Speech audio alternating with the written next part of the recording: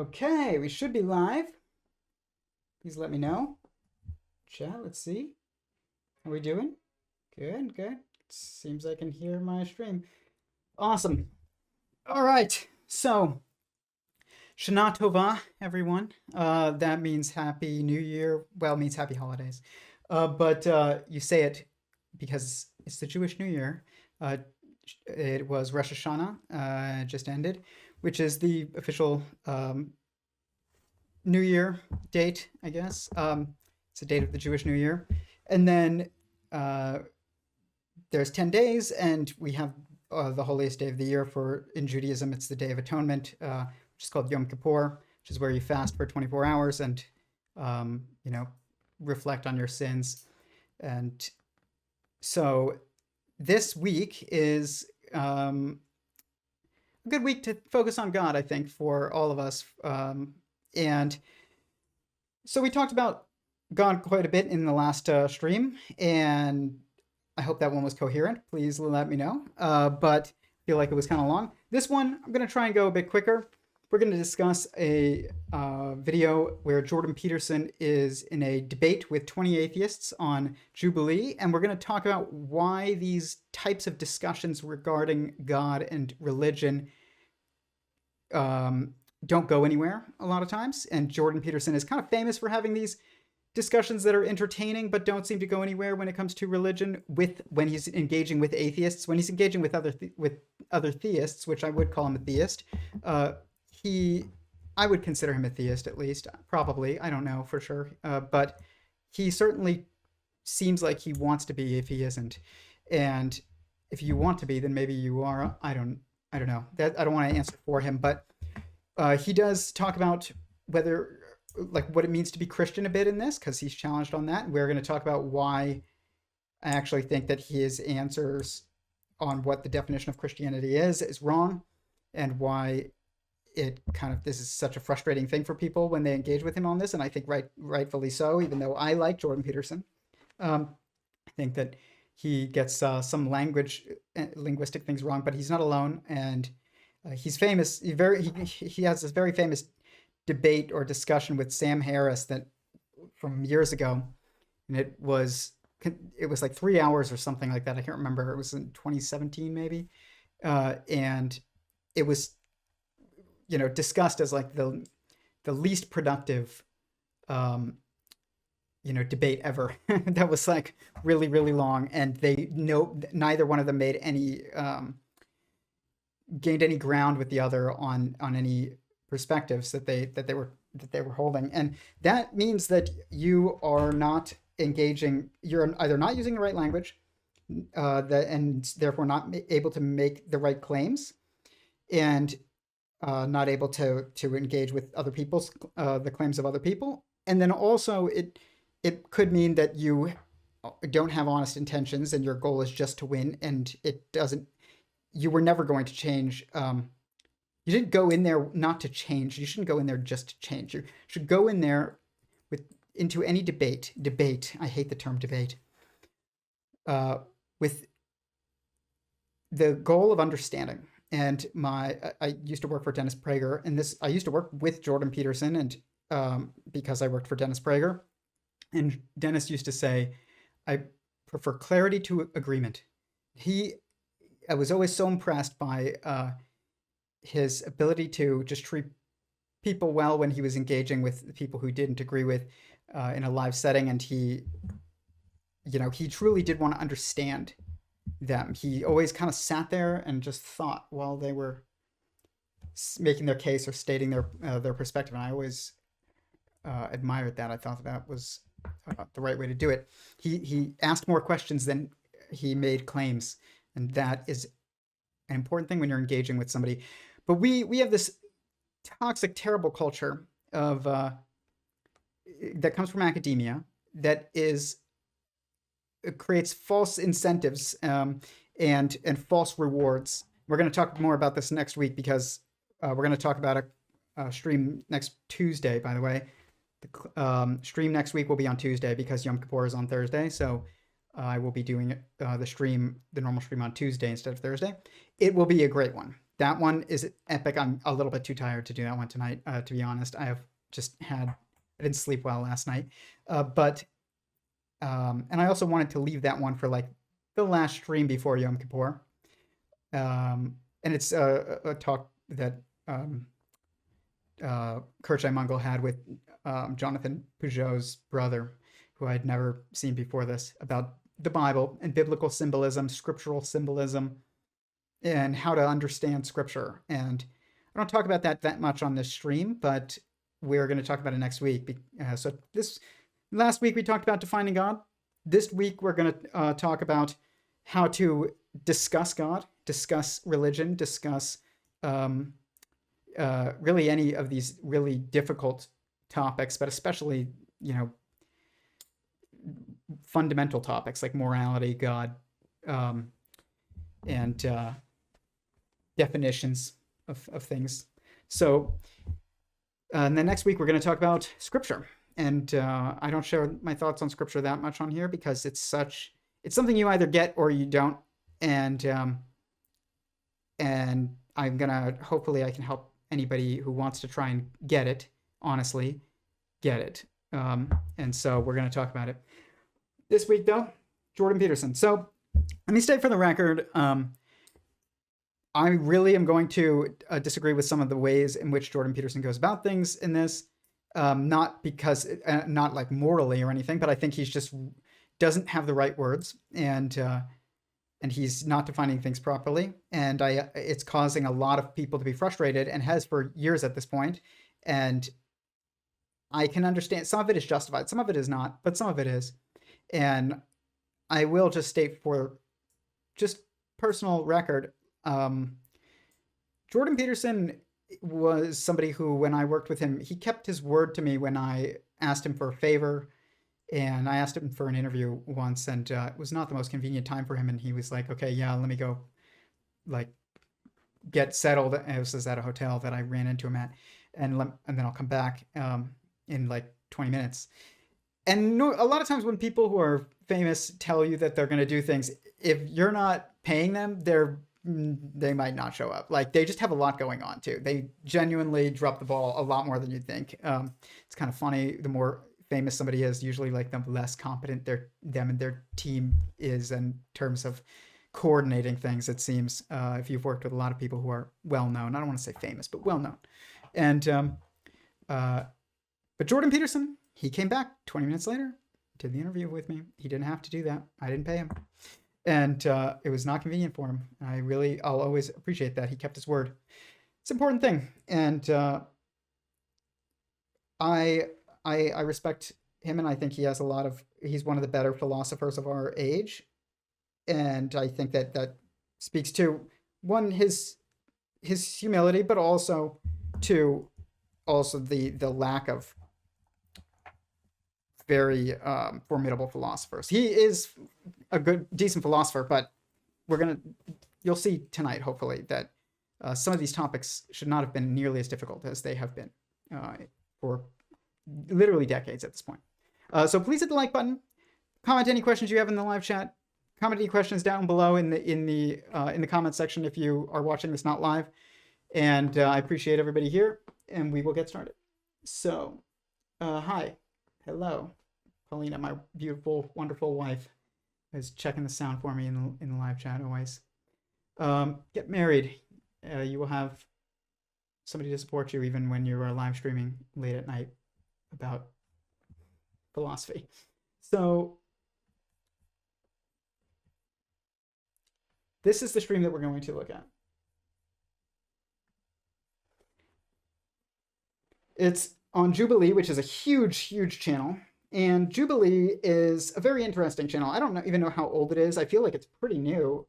It definitely took off during more recent years, where they have this very interesting format where somebody sits in the middle of a room and makes a statement, and then people who want to engage with the statement are all seated around, usually people who are opposed to you ideologically and whatever you're discussing, and they all run to the chair as quickly as possible, like musical chairs, and then that person engages on the subject and everybody listens. And as soon as everybody gets bored or thinks it's not going anywhere, and the majority of people raise their hand saying like, I'm over this, then you get voted out, and like the next person gets to step in.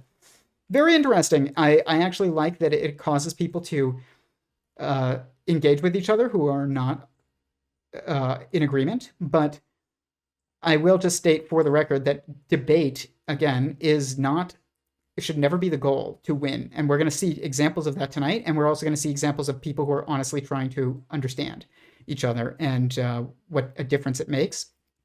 You win nothing by winning a debate with somebody. If you win everything if you end up being the one that realizes that they were in the wrong and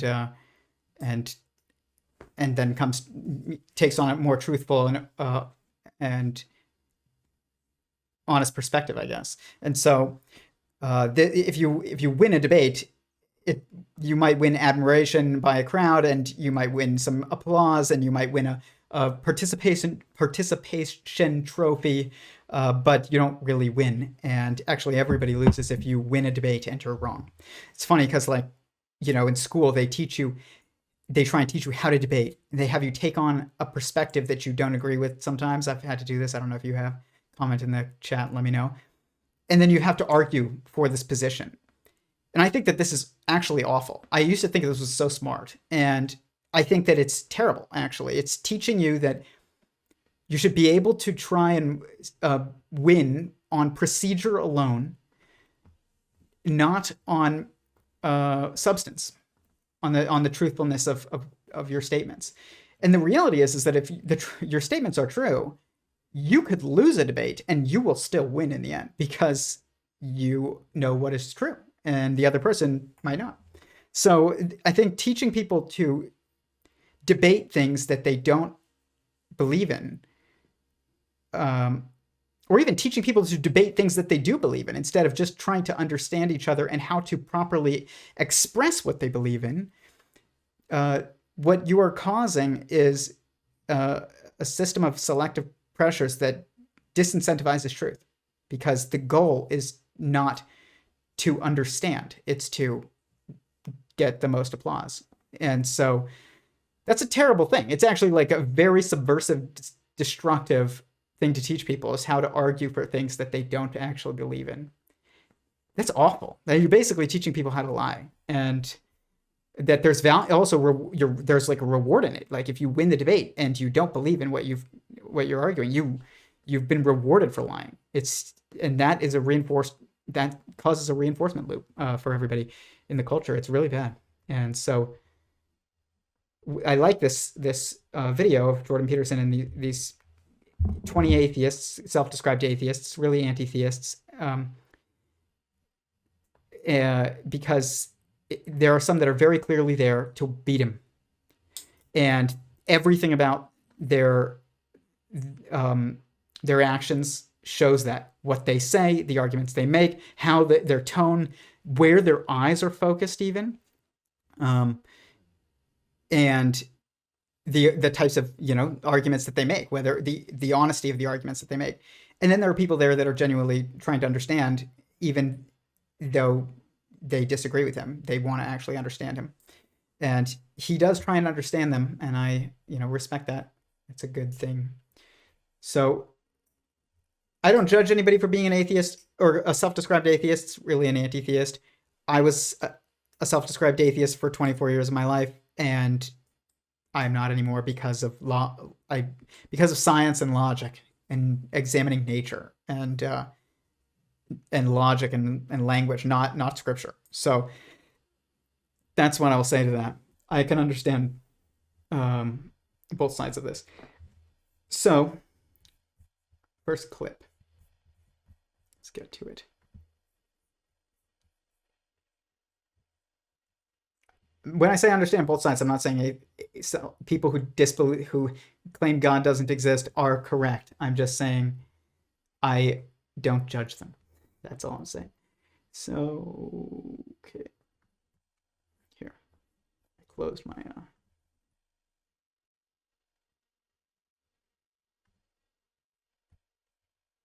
Perfect. This is his central claim in the beginning of the discussion. Jordan Peterson. I'm a clinical psychologist, a professor emeritus at the University of Toronto, an author, a podcaster, public speaker, and today I'm surrounded by 25 atheists. My first claim, atheists reject God, but they don't understand what they're rejecting.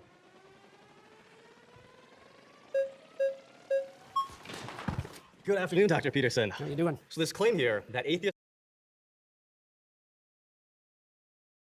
Okay, I don't want to get too into this because this is how we got into the weeds last week and how we kind of went on and on and on. But you have to know the definition of God, the actual definition of God, in order to actually discuss any of this. So before we start, the definition of God, and it is the actual definition of God. It's not my definition. It is the definition. Anyone who truly believes in God would say that this definition is correct.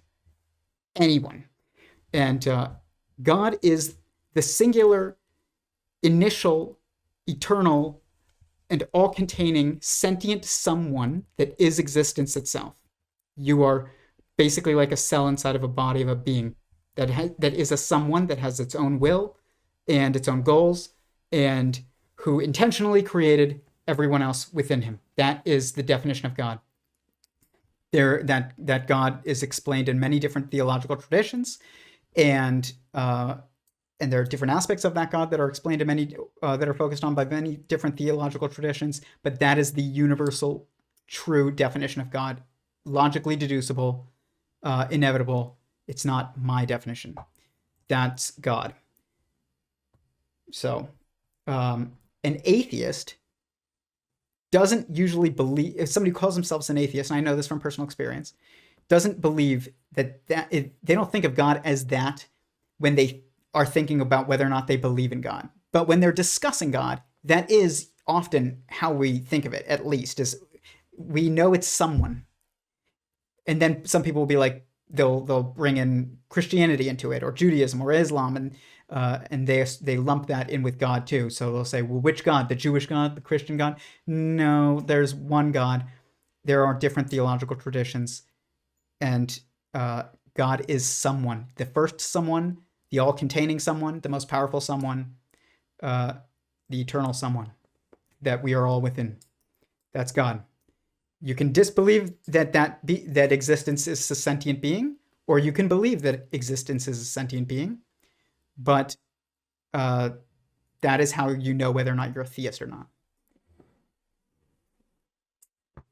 So what's interesting is, and I've showed this before, but I'm just going to show it really quick again.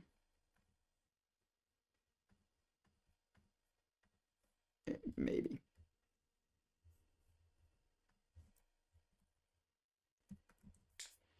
This was what Kirchheim Mungall brought up a quote of mine about how to understand God and how to think about God on Jordan Peterson's podcast once.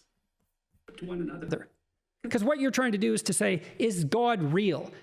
Well, what you're not saying is, we know what real is, and it's this. And does God fit into that category? It's also, we know what God is in order to assess it. Well, because you could reverse it and say, is real God? Mm-hmm. It's the same question, right? It's the same question. So here's one of this is something. It's not the same question. His own theory of everything. He said, ordinarily, here's how it works. We have a definition, and then we look for evidence, and then dismiss what we've just defined if we don't find the evidence. He said, perhaps what we should do when it comes to God is instead of looking for God and then not finding it and then saying God doesn't exist, you use the fact that you didn't find evidence of God as an indication that you should alter your definition of God. Yeah, well, that's sure. That's a perfectly reasonable approach to that problem. Right. Obviously, yeah. However, No, that's a really good observation. Right? Yeah. It shows you how tricky questions like that are, right? It's like, well, maybe you're looking in the wrong place. Maybe you formulated your search incorrectly. Like, you don't know. Because let's say you're aiming at the highest reality, right? It's like, you're aiming at the highest reality. Well, how do you know you have the question formulated properly? Because if you did, well, you'd have already found it. And so you might say, well, does... Exactly. That last statement was correct. If God exists and you don't see him, given that you're inside him and he's everywhere, you are looking for the wrong thing. That's what that means. And if you are an anti-theist or a self-described atheist and you want to honestly consider whether or not God exists, you have to assume he does exist and then look for evidence that that would be present given his existence. But if you don't see it already, that means that you have to assume your definition of God is wrong, and that what you're looking for is not what you should be looking for. If you don't assume that, then you actually are unable to honestly consider the possibility that God exists, because the only thing that you're considering is whether or not your conception and your understanding, which could be false, of what God is, exists. And that might be very limited and very wrong, actually. And I think that it is. If you don't see God, then you're looking for the wrong thing. It's funny. It's like somebody on one of the streams recently on here, or they said in the live chat, they said, I said that cells are probably sentient beings, and they were like, how could you ever say that? That's ridiculous. It's like, well, have you ever watched a cell go about its entire life, be born from birth until death, see everything that it does, every time it eats, every time it poops, every time it interacts with its neighbors and goes to work and does its job every day, and then goes to sleep at on its off hours, whatever. You would see all of that if you looked at cells go about their lives. Any cell, you would look at it and you would see it. It would look different for some different types of cells, but some of them are more mobile than others. But that's true of living beings, organisms that we know of that exist, that are animals. Some animals are more mobile than other animals. So, yeah, I mean, it's important to just recognize the limits of your perspective. If you're inside God, what are you expecting to see? Like, you have to assume you're inside God if you're going to question this. You're never going to just see God sitting there, like, probably. You're inside of him. It's like a cell looking for a human. You can't see a human if you're a cell inside of a human. You see the inside of the human, and it doesn't look like a human to you. It looks like weather. That's what it looks like. It looks like the weather in the rainforest and the city and whatever. But it's just, this is what I'm just saying. It's important to recognize what you really should be looking for and the limits of your perspective, and also the degrees of freedom that you have. You can actually also understand quite a bit. I will say this, you can understand and deduce quite a bit more truths about fundamental reality than you could probably ever imagine. And I say that from experience. But you also will never be able to perceive everything, because you are, by definition, a piece of everything, not everything. And so you can't perceive everything. And especially, you're not everyone. So you definitely can't perceive everyone. You only could perceive everyone if you could look at everyone at once. And that includes those who you are within as well, and that you just can't. There is a limit to your perception. You have to operate within the boundaries of that. So this clip, though, where Jordan Peterson makes this claim, he goes, atheists don't know the God that they're rejecting. I know that that's true. They're usually associating with the Bible. Like, if the Bible's false, then God is false. That was me. And that's not how you should approach considering whether or not God exists. There is a universal definition of God that transcends all theistic traditions that are true, and is universally agreed upon by any theistic tradition that is a true theistic tradition. So in this clip, though, that we're about to show, continuing, this guy claims that he has gone to school to study religion, and then is saying, how can you possibly say that I don't understand God given that I went to school and studied religion? So we'll watch this and we'll talk about it. Don't know what to reject. My background is in studying to become a traditional Catholic priest, daily mass, daily rosary, going on long retreats, deep into the magisterium and biblical hermeneutics. Like, I was thoroughly in it. And it seems like I do know what I'm missing. Is there something that I missed over years of study, both this issue formally and living out religion so deeply? Well, you obviously feel that you missed something when you were practicing for the priesthood. Your aim was off then. So there's always the possibility that it's still off now. What was off about my aim in the first place? I don't know. That might take a long time to figure out. Then it seems kind of like this no true Scotsman type of fallacy in which you're the arbiter of people's aims and how they understand those aims to be. How is it that you can claim that people don't know something that you know about their life despite not having met them? Well, it's obviously a generic claim, just like the atheists claim that there's no God is a generic claim. In your case, it would have to be specified more, and I'm not claiming to understand what was going on in your mind, but my experience with atheists is twofold. Is that they have a very reductive notion of what constitutes God, let's say in the Judeo-Christian tradition, and they've often been hurt by someone who was religious or by the religious enterprise or perhaps by God himself, so to speak, and that's left them with an animus. But I think that you have a reductive view of what atheism is. You've defined religion so broadly to include any sort of having aim in life, any sort of cultural archetypes or having a metaphorical substrate. And atheism to you is a very specific type of like 3 people in the world that are these Raskolnikov type of, they want to get away with a perfect murder. It seems like you have the reductive view of what an atheist is. Well, The problem with this exchange that's going on right now is that one of them is talking about religion and the other one is talking about God. And they're not the same discussion. They're not. Religion is a tradition. What we call religion is a tradition that even in and of themselves are not necessarily competitive. They are each have their own specific focus, and they're not the same. They're not 3 different race cars racing against each other. One's a race car, one's a helicopter, and one's a boat. When you're looking at Judaism, Christianity, and Islam, they're not in the race that people think. Communities of people compete, but the theistic traditions, when you're just defining them by their scriptures, which is how they are really defined, it's by who adheres to each one of them. If you want to understand Christianity and Judaism and Islam, you don't say what is Christianity, what is Judaism, what is Islam. You say who is a Christian, who is a Muslim, and who is a Jew. What makes you a Jew? What makes you a Muslim? What makes you a Christian?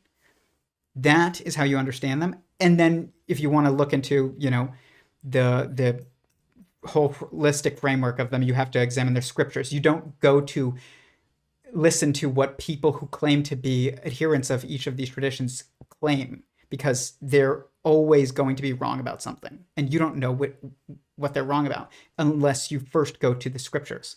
And so that's the only chance you have. It's not even a guarantee, because scripture is deep, but it is the only way that you can even have a chance at knowing whether or not, judging whether or not somebody's understanding of the theistic tradition that they claim, aka the religion, is actually true and that they actually understand what they're talking about. So, but Jordan Peterson is talking about atheism, and this guy's talking about religion. He's saying, I studied Catholicism. How can I not understand? How could I not understand it? And the thing is that when I was at MIT recently, and I went to the oh man, what was it called? The conference of Human Augmentation Conference, and I talk about it in my stream recently about Stephen Wolfram. Stephen Wolfram was there, and a bunch of other people involved in these physics discussions online, these metaphysics, fundamental reality discussions. And this guy came up to me, and I had this booth about Sentient Singularity Theory, and he was like, I asked him what he's studying, and he was like, I'm studying, what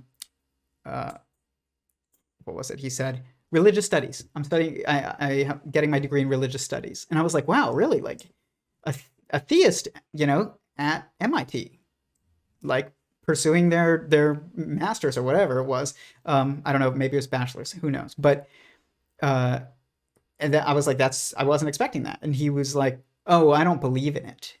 I just find it interesting. And I had no way of engaging with this person any further. I do not understand that at all. The best that I can the best attempt that I can make, come up with of understanding that is, you like the lore. It's like getting it's like getting a degree in history, or the Lord of the Rings, or Harry Potter. You think it's fake, and that doesn't. I'm not saying that to be, what is it? When you are just diminishing of somebody or putting them down, it's like patronizing. I'm not saying that to be patronizing. I say that honestly. You think that this book is a bunch of fairy tales, and yet you have devoted your tuition, your debt, and your time, and your potential future career aspirations to studying this book that you think is a fantasy. And maybe you think that there's also a unique history associated with it, probably. So, but you've devoted your time to studying history of a book that you think is fantasy. That you cannot claim to actually understand that book if you think that it's not true. I understand why people think that would not be the case, and who are you to say that? Basically what this guy just said to Jordan Peterson. Who are you to say I don't understand what I claim to understand? Well, like I said, there's a difference between understanding God and understanding a theological tradition. You can understand all kinds of things about a theological tradition. You can understand the history of it. You can understand the scripture of it, or you can memorize the scripture of it. You can understand, the institutional structure of it. How does one become the Pope? I have no idea. Does that mean I don't understand Catholicism? I don't know. I don't understand the institutional hierarchy of it because I don't know it. I don't. I will say this, I understand God as well as, I don't want to say as well as is possible, but quite well for somebody who is not God. That's what I'll say. Only God really understands God completely, but when I say I understand God, I'm saying in the context of being a human. So don't think I'm claiming to have all the answers, but I'm not. But I understand, theological traditions usually better than most people who I've talked to who went to school for to study these theological traditions. And the thing is they don't end up if you don't believe it, then you should assume that you don't get it. If you assume that you do get it, and that everybody else in the world who could possibly believe that these scriptures are what they claim to be, divine revelation from God, or divinely inspired, then you basically just think that everybody's a moron for believing in this book, and yet you are devoting your entire career to and scholastic focus to studying it. Well, that doesn't sound like somebody who actually understands what they're doing. They just might think that they do, and to even try it doesn't even make sense to devote effort into trying to understand it if you already do not think that it is, and you're convinced that it is not correct, and that and yet you're gonna claim to get it. There are clearly people that do get it. They form their whole lives around these theological traditions, and you have too. You just think that it's a lie, and they think it's the truth, and it makes sense to formulate your life around something that is super literally fundamentally true and applicable and in maximizing your wisdom as you go throughout life. But if you don't think it's wise and you don't think that it's true, and yet you're going to devote your focus and your time and effort to it, that doesn't make any sense. It doesn't sound like somebody who really understands what's going on. And you shouldn't even claim to. Just go find something that you do understand and believe in and advocate for it. Any kind of anti-ideology is inherently destructive. To disbelieve in something, to think that something, anti-theism, which is really atheism, what we call atheism. It's just a terrible term that doesn't actually make sense when you break down the word. Which is why, again, this guy says, I think that you're being reductive of atheists, that there's only one kind of atheist. No, Jordan Peterson's definition of atheist is correct. The term is wrong. Atheist is not the correct term. Anti-theist is the correct term. It's somebody who does not believe that existence is a sentient being, that fundamental existence is a singular sentient being that was the first being, that is the all-encompassing being, that is, the most powerful being that we're all contained within and subject to, and that being is a someone with its own will. Like, that definition of God is very specific. We all know intuitively that is the definition of God, because God is always thought of as someone, not just something. If God is something, then anything can be God.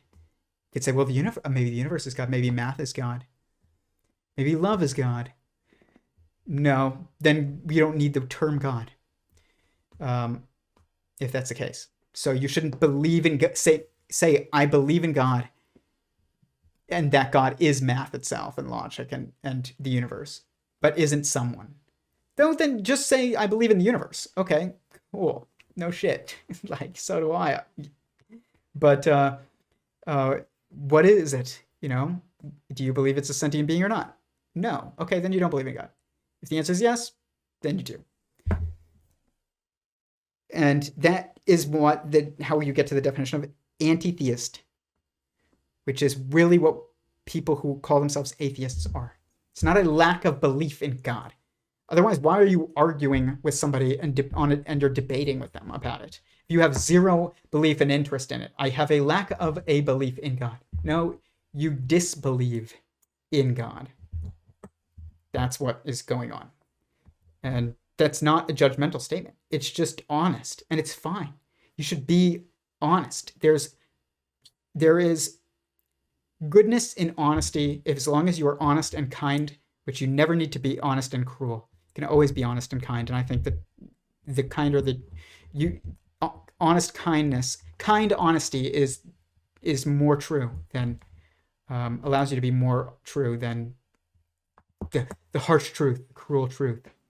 It's not cruel unless you're only looking at it from a limited point of view, I think, as a theist. But this is the problem, though. Again, is it just highlights exactly. They're talking past each other. They don't even realize it. Talking about God is not the same as talking about religion, and aka theological tradition, which is a better term than religion because they're not the same thing. Judaism is not doesn't even have the same purpose as Christianity, and and is not the same purpose as Islam. The definitions of what is a Jew and what is a Christian and what is a Muslim are different, and not just, oh, I follow the Christian scriptures, oh, I follow the Jewish scriptures, oh, I follow the Muslim scriptures. No, what makes you Jewish is something specific. Your mom is Jewish, or you converted to join the Jewish people. To be Christian has a very specific means something very specific, and we're going to talk about that later on when they ask Jordan Peterson, what does it mean to be Christian? And I disagree with his answer very much, actually. As somebody who does believe that at least Jesus is the Christ, like is the Messiah. I don't think he claimed to be God, but that's for another day. You can, whether you call me a Christian or not, is up to you. But there's really two possible definitions of Christianity. One of them I would fit, one of them I would almost fit. And neither one of them is even close to what Jordan Peterson's definition is. And we'll talk about it, but let's go to the chat. I'm glad to see you're still doing your thing. Thank you. I am glad to be doing my thing, and I'm glad that you are here to join me while I'm doing my thing. Greetings all. Greetings. Bring me a sense of comfort and stability. This is the most consistent I've ever been with anything in my life, is my live streams every week. I tried releasing pre-produced videos, and I try all the time. Ever since I started the channel, I wanted to produce one pre-produced video every single month at least. Cannot do it. I don't care about views, and it's how you get more views and subscribers and grow the channel, but that's not the goal of the channel. And it doesn't motivate me because I don't see a like or a view as a person.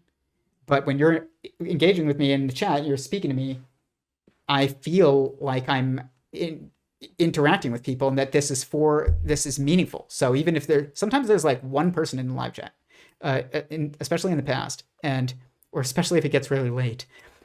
And that is way more motivating to me than a million likes on a video. And I manage PragerU's YouTube channel, so I know what it takes to get 1 million likes on a video. There's many different ways to do it, but it's not by doing 3-hour-long live streams late at night. And I will just say, like, thank you guys for showing up, because that's what keeps me coming back. If you didn't show up and join my live chats, I don't know how long I would do this. And I'm motivated every week to do this. I love doing this. Even when I don't address the chat for a while. So I'll eventually get back to it. We're going to figure this out eventually. Yeah, tonight. And even the things you're able to perceive, you're not necessarily going to be able to prove. That's true. And you should be, when we're talking about fundamental existence, fundamental truths, we're looking for things that are constantly confirmable to you. And also maybe to others by you, but at least to you. And that which is fundamentally true is never untrue. It's never not true. It's never false. So you can't falsify it. We always look for, if something's not falsifiable, we don't take it seriously. And so if something's not provable, we don't take it seriously, because they're kind of the same thing. But what you're really looking for is something that is constantly confirmable. And that's how you know it's a fundamental truth that's accurate, is if every time you go to check it, it checks out. And you can check it on in countless circumstances throughout your life, endless circumstances. Not saying every circumstance, but endless circumstances. There's always a new thing to apply it to. Yeah, this is, we'll get more into that later. When it comes to fundamental nature of reality, even the things okay, that's me. Pharisees. Exactly. What religion of people who claim to be like understanding religion is the Pharisees, but it's just about religion. This is me. I love how atheist tries to project any form of religion that they might be participating in, regardless of the supernatural aspect. Well, this is what we're going to get at in a minute, is like, I actually agree with them that Jordan Peterson, when he says, I hate the term religion, by the way, because I think that it's confused us. That's why I use the term theological tradition, because to say Judaism, Christianity, and Islam and Mormonism, they're all religions, implies that they're all the same thing. It's like they're all SUV automobiles, and you just pick which one is best. No. One of them is a boat, one of them is a plane, one of them is a car. And like, they're not comparable like the way that people think. People compete, but scriptures do not. Any true scripture is not in conflict with any other true scripture. And that's why every theological tradition has the same moral prescriptions. Women cover their hair, very modest. Women dress differently than men. They wear dresses and skirts and that are, very modest. And men wear shirts and pants that are modest. And men grow out their beards in every theological tradition that is actually adhered to by its adherents. Obviously, people can claim to be Muslim or Christian or Jewish or whatever and grow and shave their face, but if they're a man. But if you really take the scripture very seriously in your life, you usually end up having a community that men grow out their beards. Women cover their hair. Like, these are very consistent things. You get married immediately. You don't have sex you're not supposed to have sex outside of marriage. You're supposed to have lots of kids. These are very consistent and universal values that pop up in every tradition. And you should judge a tradition by its fruit. You cannot judge it based on reading it and its scriptures, a few times and thinking that you're going to get it. Like, you don't know the language that they're speaking. People will say things like, we don't I'm Christian. I don't believe in Allah. I believe in God.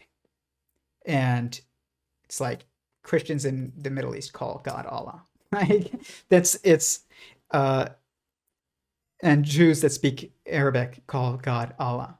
Like, but if you speak Hebrew or Yiddish, you might call God like Hashem or Adonai or something like. But people will argue over this because that just shows like you cannot expect to just judge things based on words. you have to judge them based on their fruit, which is why Jesus said that we should judge things based on their fruit. And that's what that you will know whether or not something is true by its results. Okay, let's try and move a little quickly. Define.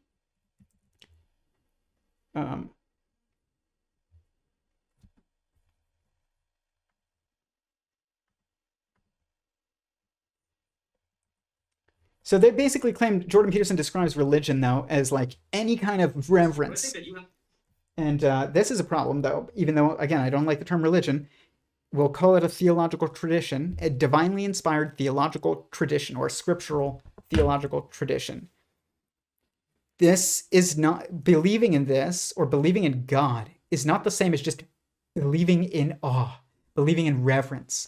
That's like saying I believe in God, but God is just a rock in that we all live on, like that's inanimate and lacks awareness and will. No, then you just don't believe in God. If you don't believe in that a scripture is divinely inspired, then you don't believe in that religion or theological tradition, or if you disbelieve in that scripture being true, you think it's false, then you disbelieve in that theological tradition. You cannot just claim that, oh, everybody's religious. This was a very popular and common thing to say when I was working with Jordan Peterson a lot, and he would say things like, you claim to not be religious, but you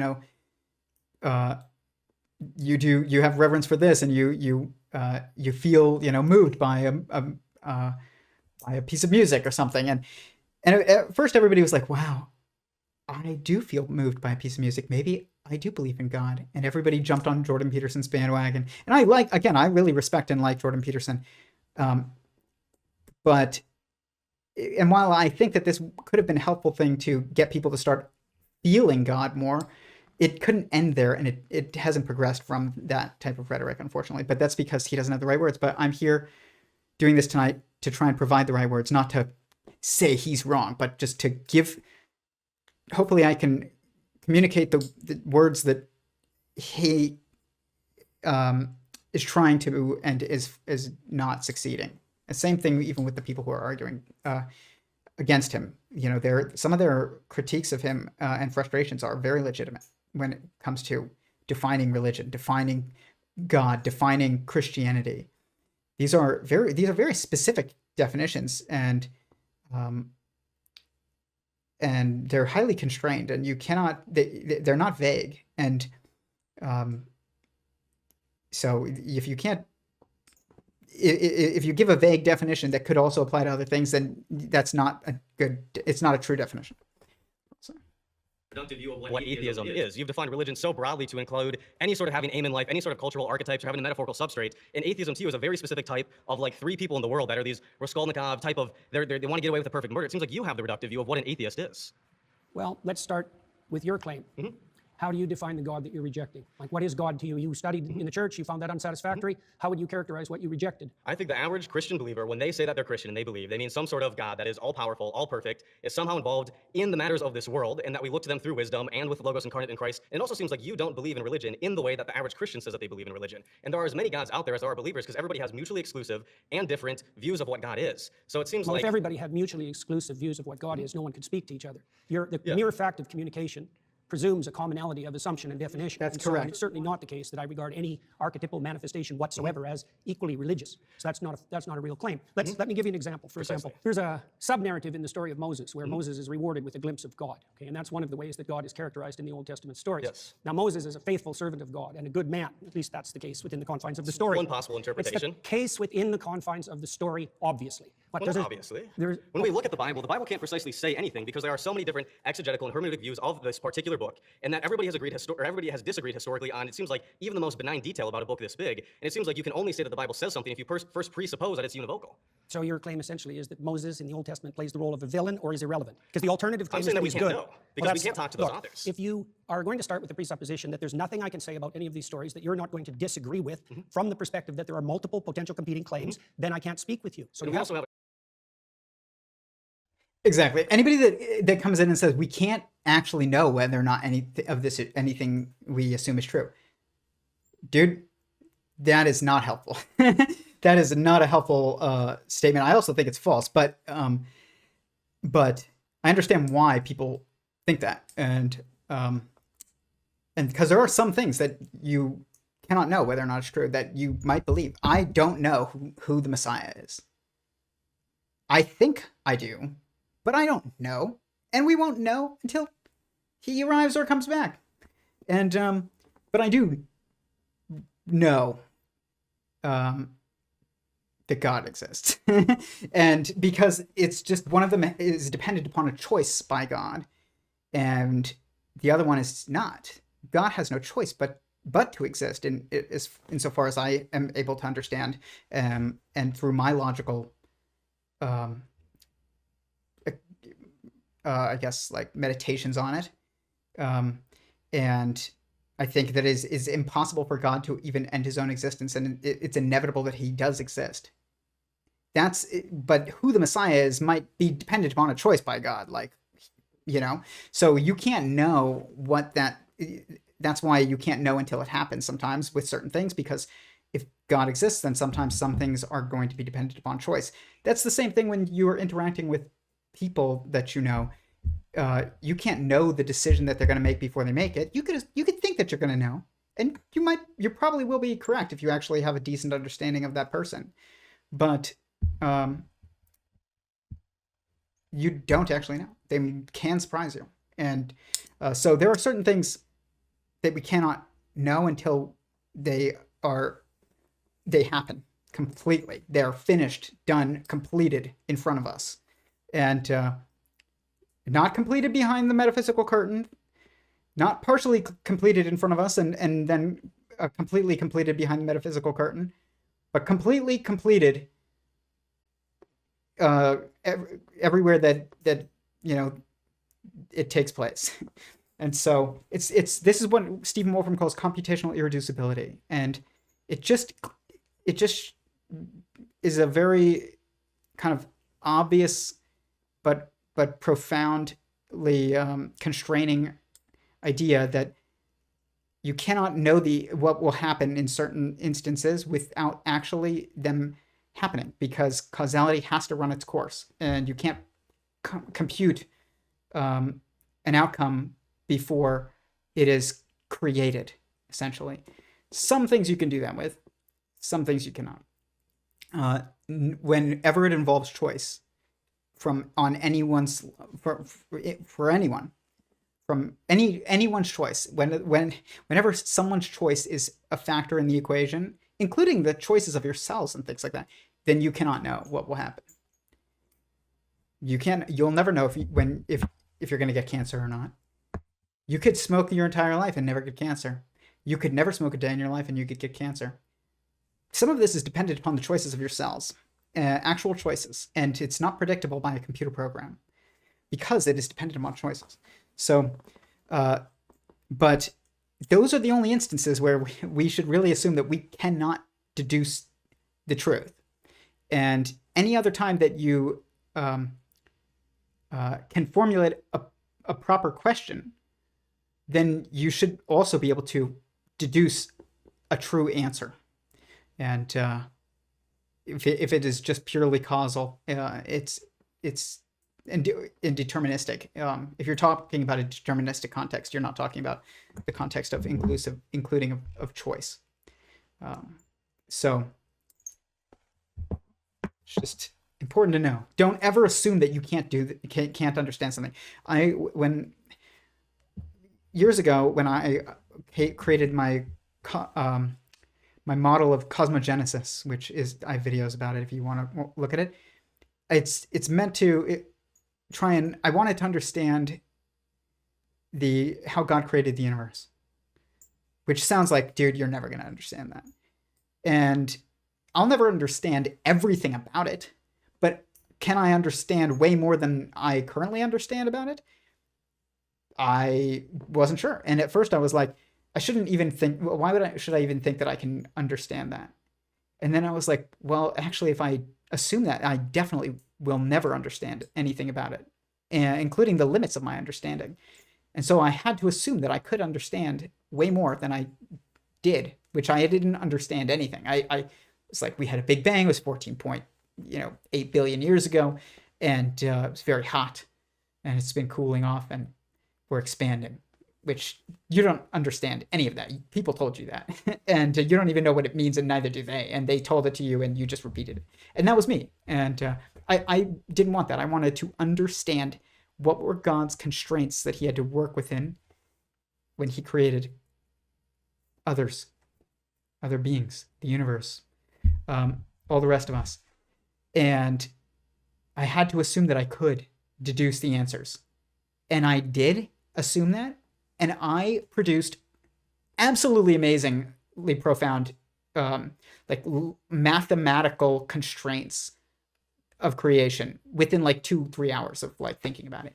It wasn't even like it took weeks and months of thinking and testing and doing experiments or whatever. It was like I just needed to sit on the couch and think about it from the right perspective for a couple hours. It's amazing, but it's also, once you realize how that's done, it's totally expected that you could do that. And so if I'm going to make the claim that you can understand a lot more than you think you can than what most people think that is possible about any system that is a deterministic system or an object system, not a subject system. And you could that you'll also never understand everything about it, and that's okay. But you can understand more always, because you can never understand everything. If you ever could understand everything, then that's the only time that you could ever possibly not understand more. If you can have any understanding of anything at all, then you have to assume that you could understand more, because information is attached to other information. It doesn't exist in a vacuum. So don't sell yourself short.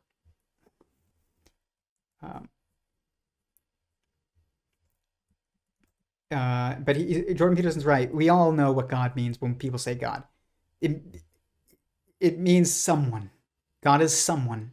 He's someone with will. He has goals, and he has emotions and feelings about what we do, or just about things that he has feelings about, and that's God. You can add more things to it, but that is enough to define him.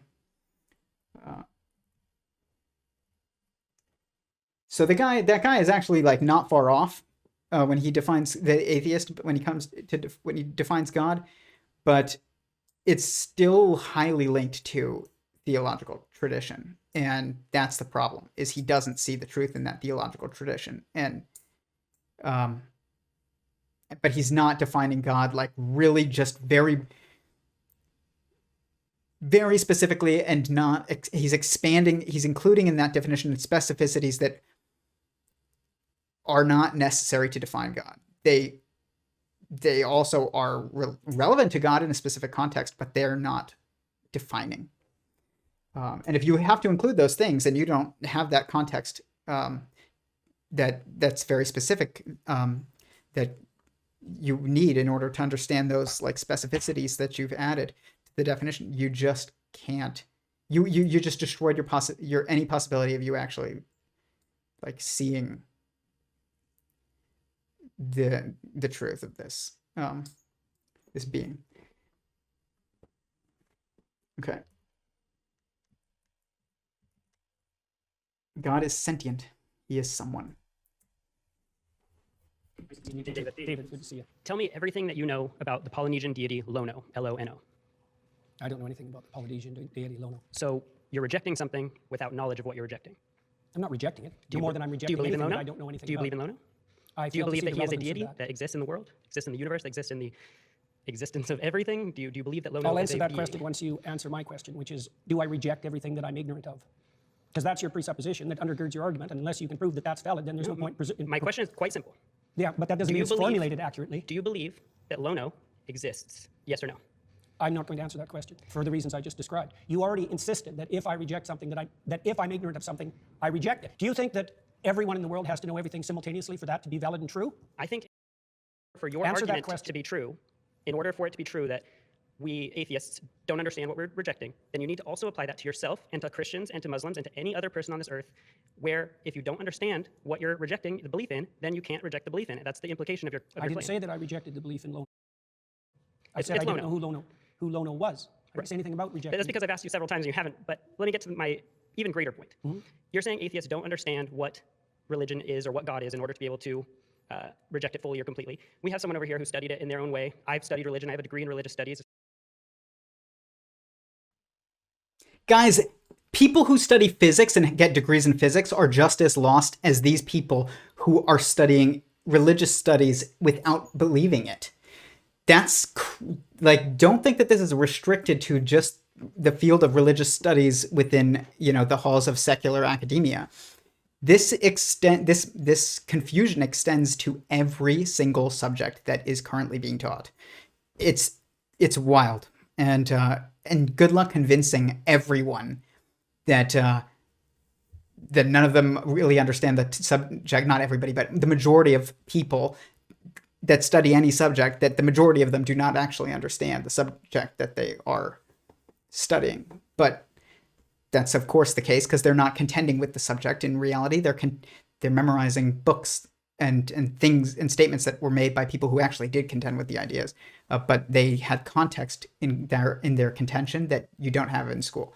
But so the point is, notice this guy is doing exactly the same thing that I said before. It's all about religion. He's doing a couple things, but he says, "Oh, your claim is that atheists don't understand God or religion." No, atheist is a term that is wrong, but we use practically to mean somebody who disbelieves or thinks that God does not exist, which means like you do not believe existence is a singular sentient being that we all are created within and by.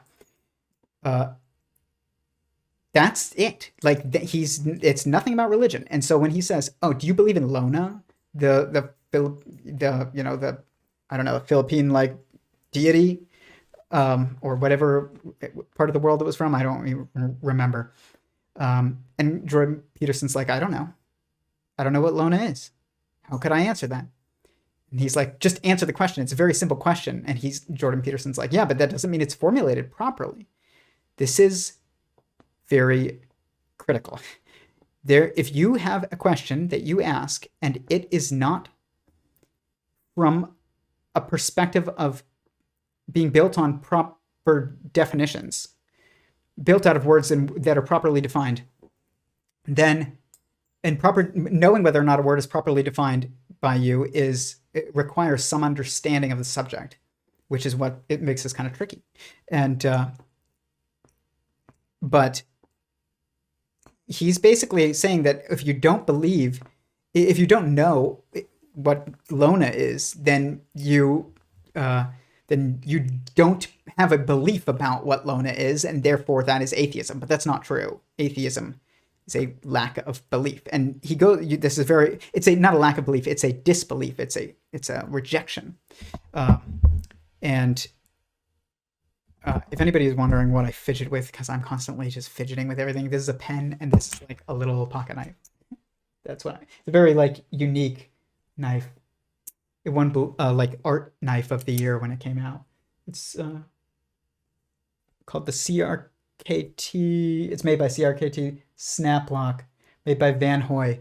It's a brilliant design. It's like absolutely a work of genius, and unique, totally unique, very cool.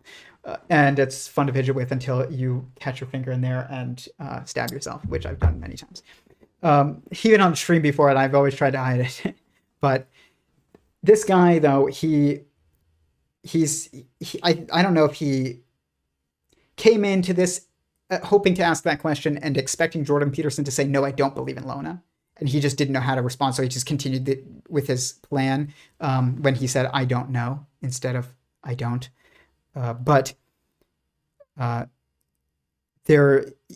Everybody has an opinion about the nature of fundamental reality that they exist within. Do you believe it's a someone? That your world is a someone who, has their own goals that you are within? Or do you believe that it's not someone and you can bend reality to your will versus your reality will bend to the will of God because it is God. It's like if I move my arm to go pick up this glass of water, every cell in my body, their entire world just bent to my will. They don't have a choice in it. They can say, I don't believe in God, or I don't believe in humans. I don't believe in Tyler, the human, but their world is going to bend if I want it to. It's my arm is not going to bend if they want it to. So same thing with us and God. You're within God, cells are within you.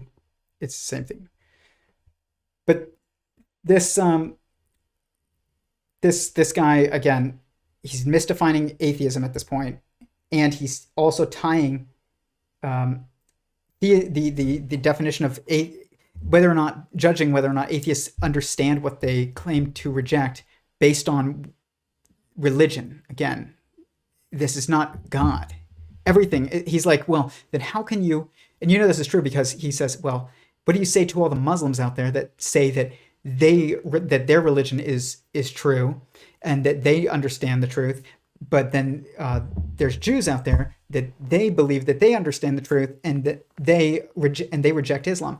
That's actually not true by theistic Jews and theistic Muslims. They don't reject each other at all. We acknowledge each other. The Quran acknowledges the truth of the scripture of Christianity and Judaism. It literally states that part of the doctrine of Islam is that like the Jews were chosen by God to be the people of the book and bring the Torah to the world, and that the Torah is, you know, God's blueprint of creation essentially, and they just think that they failed personally in their like goal to do this. The reality is many people do fail. We all fail constantly, but they don't reject the scriptures, the Jewish scriptures. They don't reject, or the core assertions. They don't claim to believe in a different God. They don't even claim to believe in a different Messiah to Christians. They believe Jesus is the Messiah in Islam. They don't call him God, but that's because they're defining God differently than Christians do. This is if you actually know people who are truly not religious, but they are theists who are part of a theological tradition. Those people, they don't think that they're the only ones with the truth, and the other people, they don't get it at all.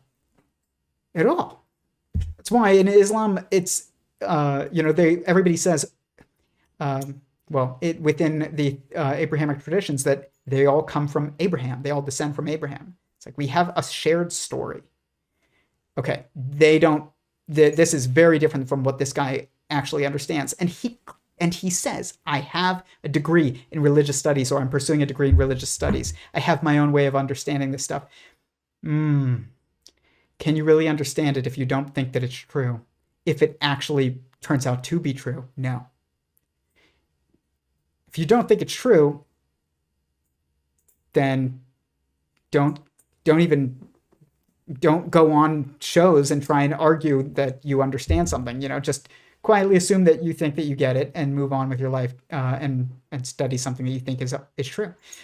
But this guy, again, getting his degree in religious studies, what the heck is going on? I could never I couldn't even do my math homework, guys. I wouldn't even do my math homework in high school. I failed math algebra multiple times because I refused to do my math homework. And because I just didn't think that it was right that I had to go to school all day and then come home, and that was supposed to be my time now. And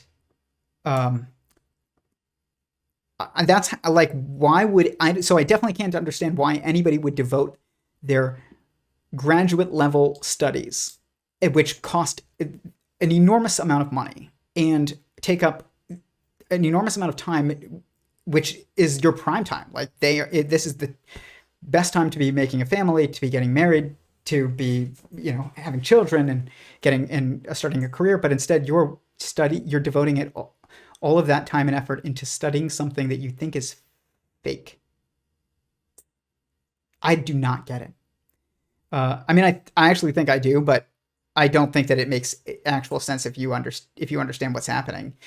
You wouldn't do it. But I think that what's happening is that we just created such an artificial context in academia that people don't care if it's true at this point. It's like, well, I can get a good grade and I can, I kind of am interested in the story, and so why not?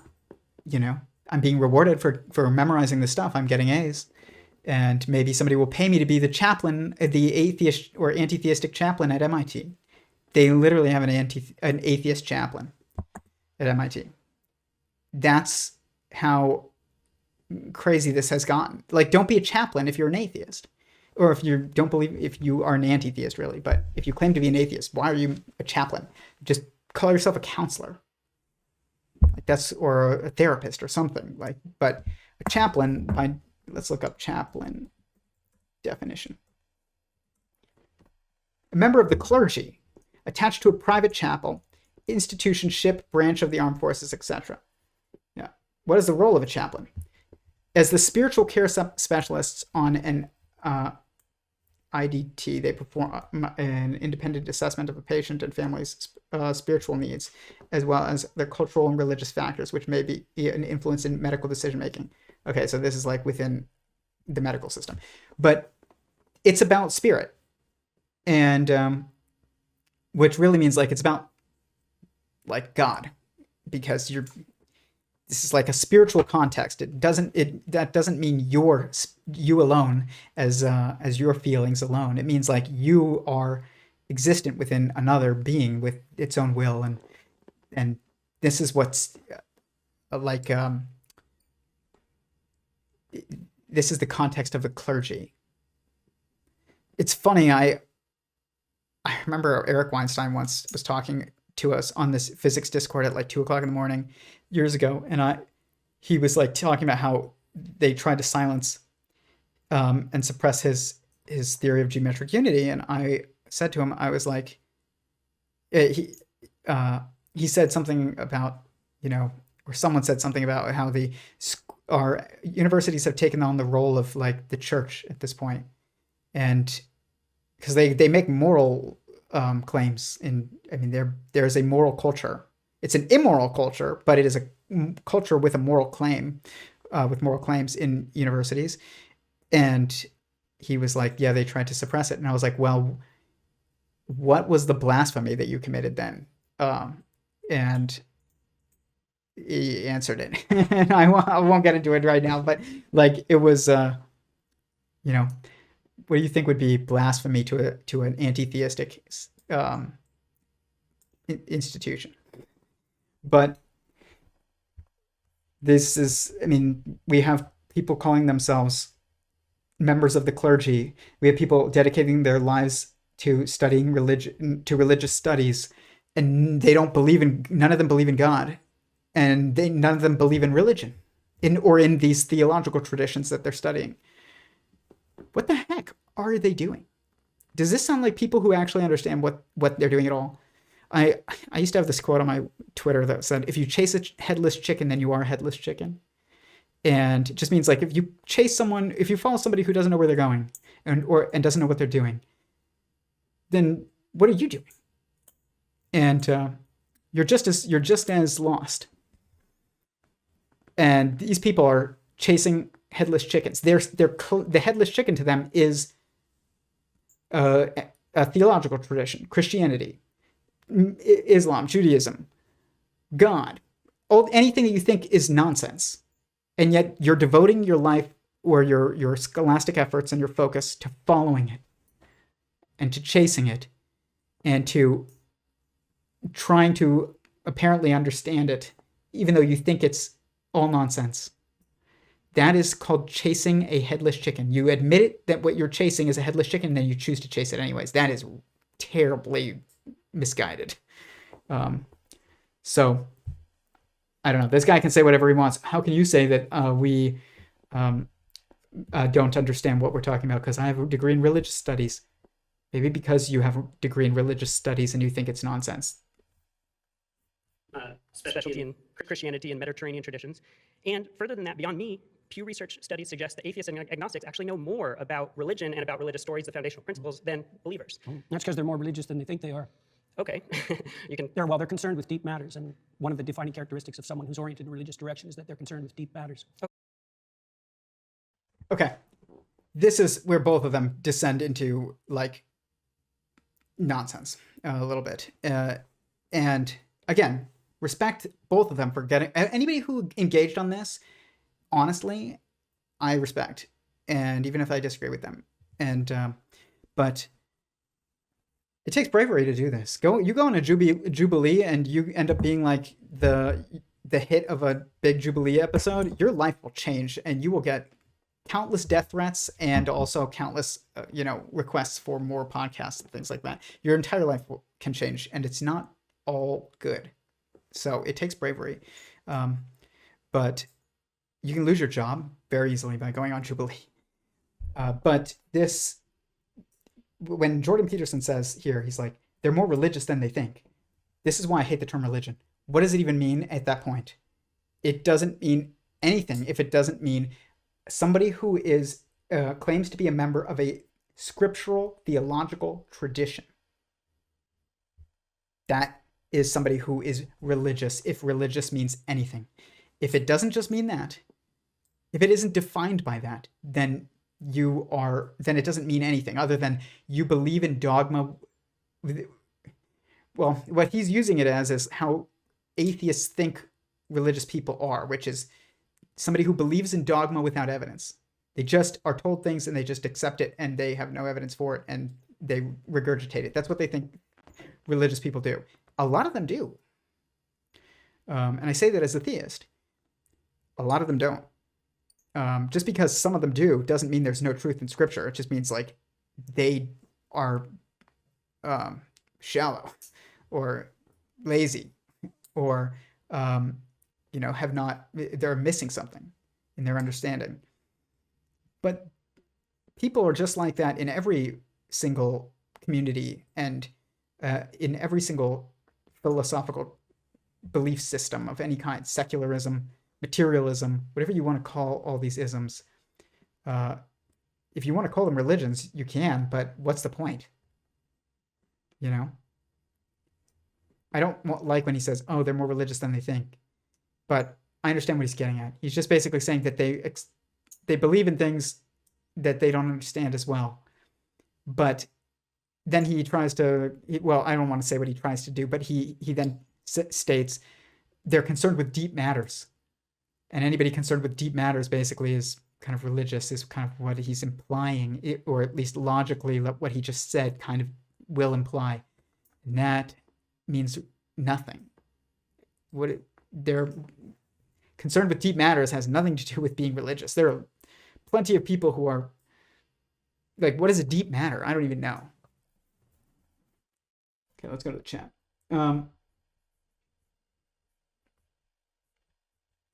Clarify, I love, if you didn't know, find God while being religious. It's evident that you didn't know what God you were denying. Yes, the sort of argumentative games are meh. I'm tired of that. I don't get why people are even having that discussion. Religion is the thing that affects the modern world. Why wouldn't you want to study it even without the supernatural grounding? Because it's defined by the supernatural grounding.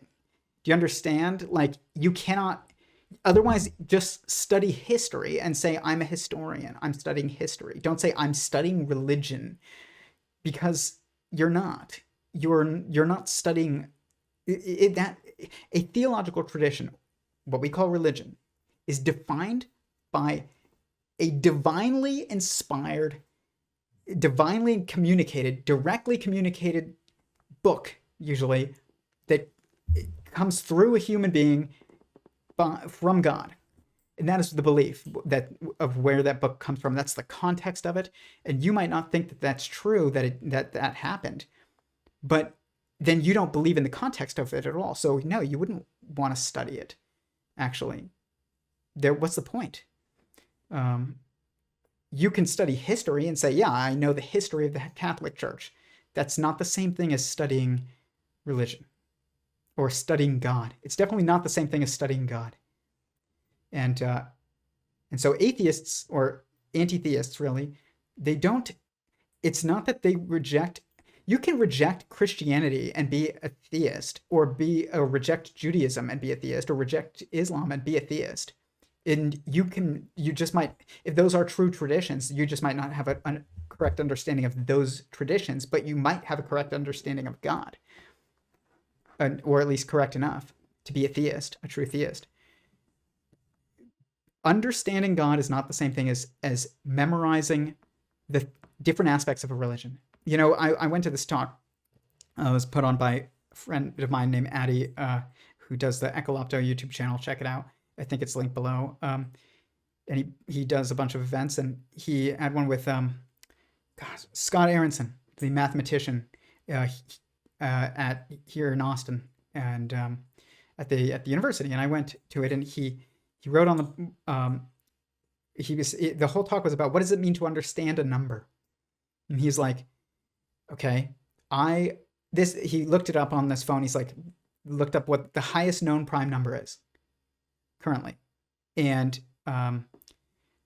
he wrote it on the board. And then he was like, what does it mean to understand that number, to know that number?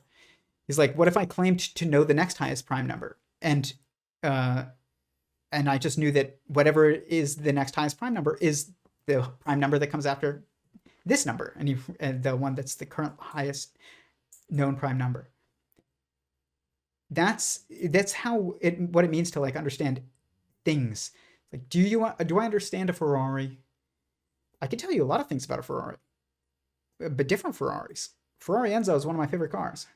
I can tell you that it's named after the founder of the company Ferrari. I can tell you how fast it goes. I can tell you how much it costs. I can tell you what colors it came in. I can tell you all kinds of things about it. I could tell you different aspects of how the controls work that it has. But I could not build an engine. I couldn't take apart the engine of a Ferrari and put it back together. I couldn't fix it. I would not know the first thing about how to even change the oil on a Ferrari. Do I understand a Ferrari? Do I know what that Ferrari is? This is not even a good question, because when basically and that was Scott Aronson's point, is like, when we say, what does it mean to know a number? We have to have a goal to knowing that number, and I'm teaching my daughter counting right now, and she's now counting to she got to 12 today. She was like, 1, 2, 3, 4. It's funny. She just she just says the first syllable of the beginning of the number, but she is starting to understand what it means for there to be two things. Not just that 2 is the sound that comes after 1 in the sequence that you say, because I'll show her a book and I'll be like, how many stars are in the picture book? 1, 2. She does that now. It's like, wow, you're starting to understand what it means for there to be 2. But could you understand what it means for there to be 2 things, but not know the symbol for 2? Yes. Do you know whether or not 2 is prime or not? Do you need to know that in order to understand to have an understanding of the number? It's all about goals. And the thing is that the goal of a theological tradition is rooted in its origin, which is at least allegedly divinely inspired, coming from God. If you don't believe that it came from God, then you cannot actually understand. You cannot. It doesn't make sense to even try and understand it. Within its own context, you just can understand it within the context of an outside context, which is just called history. I have a friend. He knows every single character in the not Lord of the Rings, what is it? The Dragons, Game of Thrones book series. He's obsessed with the book series and the show, but the book series. He knows every single story. There's so much world building in that. and lore, and he knows it all. And like, it's okay to do that for enjoyment, because if you know it's fake, but like, it's you can say I enjoy it, but like, what does it mean to understand the Lord of the Rings if you think it's fake? You can actually do that because it claims to be fake. But if it claims to be real and truly coming from God, and you claim that you don't think that it is, you can't understand it within its own context. You can't understand any of it. It's all built on the assumption that this came from God. You can't understand it, any of it. It does, other than its historical context, and that has nothing to do with being an atheist or a theist, like, at all. You don't even need to believe in a scriptural tradition to be a theist.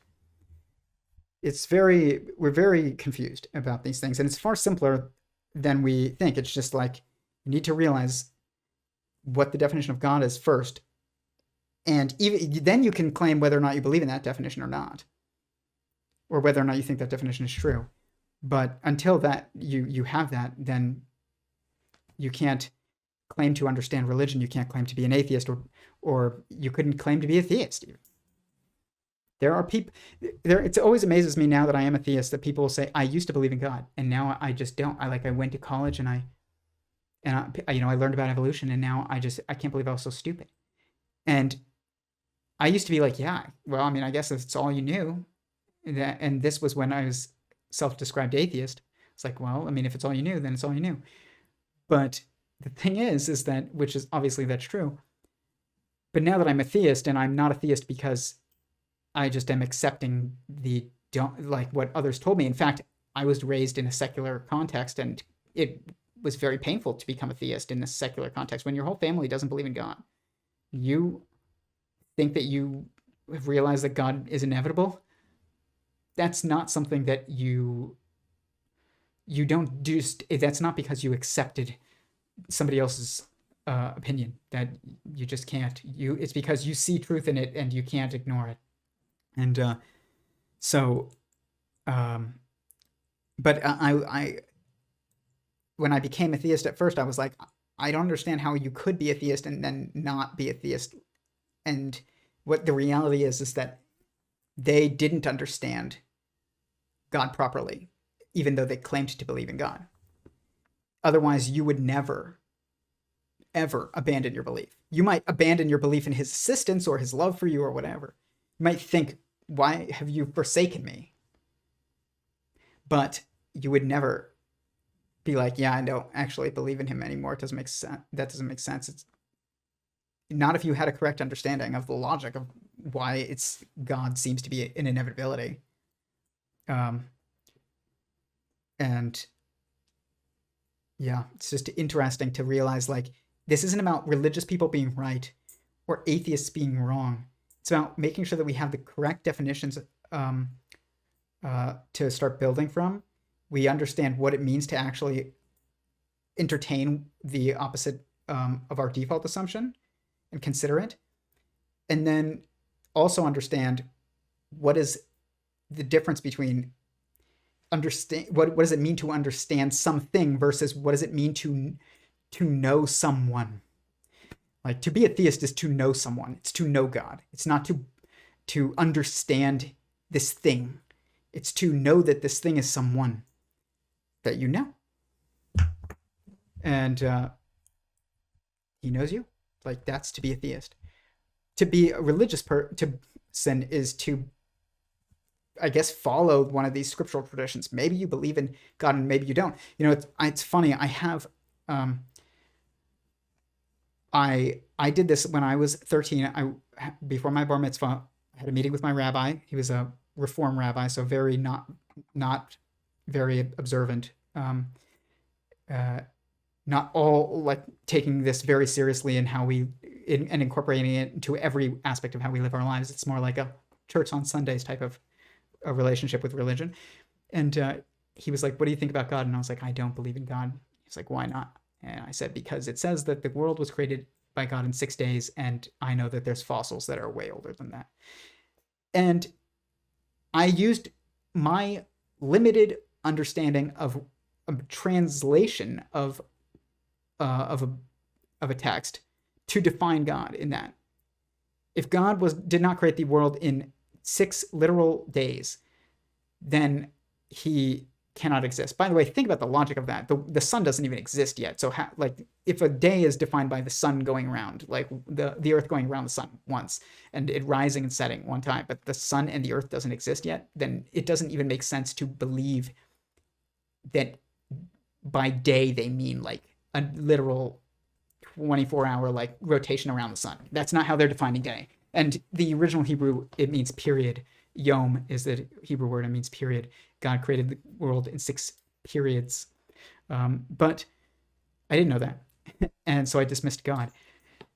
But then I went and I have this, I went to this other rabbi after I became a theist, and he was the local Chabad, like Hasidic, ultra-Orthodox rabbi near where I lived. And I had this epiphany and I came to realize God. I went to him and it was like, he was one of the first people that I spoke to about this. I couldn't even talk about this subject with anybody for like years without crying. And I didn't have very few people to talk to because all my friends were secular and all my family was secular. So I go to this like Hasidic rabbi, and I was able to talk to him about this in a way that I've never been able to speak to anybody about this stuff before. I was like, I understood this man. He understood me in this context, even though I didn't dress like him and live like him yet, at least. I mean, I don't dress like a Chabad guy, but I keep the Sabbath Friday nights. But he said to me something very fascinating. He said, I was an atheist until I was in my 20s.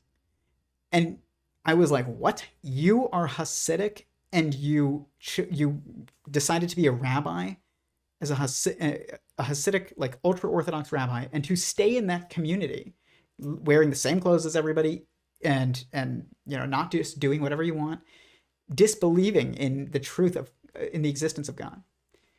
And I was like, why would you even do that? And he said, because I looked at my life around me and my life that was planned before me, and I liked what, I wanted a wife, I wanted a family, I wanted a job, I wanted to be around my family, I wanted to be around my friends, and that meant like being part of the community. And so I didn't understand what it even meant to believe in God. I just thought I believed that these were good, traditions that I had, to dress this way, to eat this, to marry this person, to go to school and study, Torah.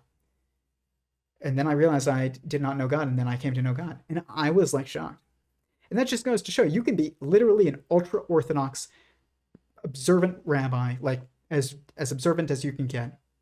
Beard, like hat, everything. And choose to be a rabbi and think that you know what you're talking about. And then one day realize you didn't even understand God. And you could disbelieve in God, whatever your conception was at the time, and choose that path. This guy's degree in religious studies doesn't mean jack, guys. In fact, it's virtually definition. Right, but they also have to identify with a religious tradition and accept the foundational stories that go along Well, with that would mean more that they're sectarian than that they're religious. And most people, for example, in the United States, deny that they're religious, but accept that they're spiritual. Yeah, Jordan Peterson just got rid of the definition of religion completely. It doesn't even make sense to have it as a word. That's why I don't like it. So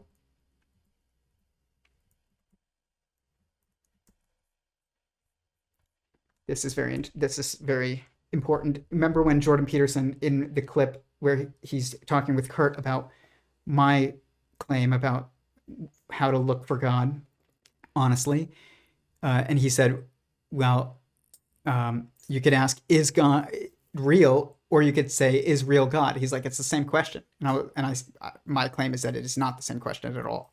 One of them doesn't really have an answer, but you could say that it's like inevitably true, no matter what the answer is, no matter what the definitions of any of the words involved are, because what is real is real. and you could just call it God, apparently. But if the other question is God real? It means like whether or not it's the definition of God that matters, and in determining the answer to that question. Whereas is real God, the definition of real is what matters, and it doesn't even matter the definition of God, and that's very different because the definition of real is assumed to be true no matter what. So their directionality matters, and how logic unfolds. Dominoes only fall one way. You can't have dominoes hitting each other on both, the one in front of it and the one behind it at the same time. It doesn't work that way. You touch one domino and it hits the next and hits the next and it goes in a line. It's true with all logic and language as well. And so this is where Jordan Peterson makes this mistake again. Same mistake in a different context. He does this quite a bit, actually. The prophet Elijah defined God in the Old Testament as the voice of conscience within. Okay. That's a definition. So you're saying by that definition of God, I see this kind of goes back to what I'm saying initially. I'm not defining it. Elijah Okay, defined so it. as Elijah defines It's God. defined that way in Jonah too. Okay, so as Cardinal Newman also got defined it that way. as I'm sure you know many people who defined it that way, and it's impressive. You're a very knowledgeable person. I'm not trying to be impressive. I'm just pointing out to you how God is defined in the Old Testament. All right. So to respond to that, I do think there are lots of interesting ways to define God. And that goes back to my Then, kind of then opening how do we statement. specify what we're arguing about? We use context clues, or again, it goes back to my example of the I'm Mona Lisa. defining God as conscience. Okay, so that's interesting, but then you're kind of expanding the meaning of No, God. I'm not. That's how it's defined in the Old Testament. Okay, in so- Elijah and in Jonah. Sure. So whoever. So It's not whoever. okay. Elijah is one of the Okay, major all right, Old Testament all right, prophets. all Right? right. He's equal in stature to Moses. Okay, Right. First of all, Jordan Peterson is kind of using an appeal to authority here, but like, it doesn't matter that it's Elijah is defining it that way. That, like, the point is that I think Jordan Peterson is wrong about what's going on. What is actually probably happening, and I would bet a lot on this, even though without knowing exactly what he is, like the words, and being able to read the original Hebrew, is when he says Elijah defines God as the voice of conscience within. It's not really that the voice of conscience is within is God. It's that God isn't. That is God, but God isn't just the voice of conscience within. When you feel like a conscience, your conscience within is telling you like this is not the right thing to do. Is that God? Yes, probably. But is that the definition of God? No, it's not. But that is God. So you could say, yes, that is God. Okay. But you can't just say, basically what I'm getting at is, if you said, what is the voice of conscience within you? Oh, it's God. You can say that. But you can't say, what is God? Oh, it's the voice of conscience within you. See the difference is like the order has been switched. One of them is entirely contextualizing. The statement isn't contextualized within itself. The other one is not, actually. And so because God is not just the voice of conscience within, it's also sentient existence. It's someone that it's the original creator of everyone else. It's the most powerful being. It's the all-containing being. It's the eternal being. But God is not defined as, you wouldn't say, is God eternal? Yes, you could say that, but you wouldn't say, is eternal God? It's like, that's not defining of God at all. There's that, what is that which is eternal? It's that which is eternal, I guess, whatever that may be. And yeah, we could call it God, but what's the point? It doesn't tell us anything. Language is constructive. And if you're not building on one, brick on top of the other, then you're not conveying meaning. You're not constructing meaning. And so what Jordan Peterson is basically doing is he's trying to build a house starting with the roof and saying that if you can build it from the foundation up, then you can build it from the roof down. That's not true.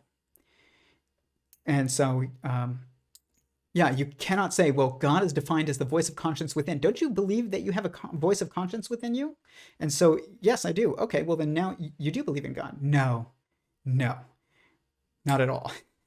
Not at all. That does not make sense. And at that point, there's no point in the term God. Just say, do you believe that you have a conscience? Do you feel a conscience within you telling you what is right and wrong sometimes? Yes. Okay. Then you have that.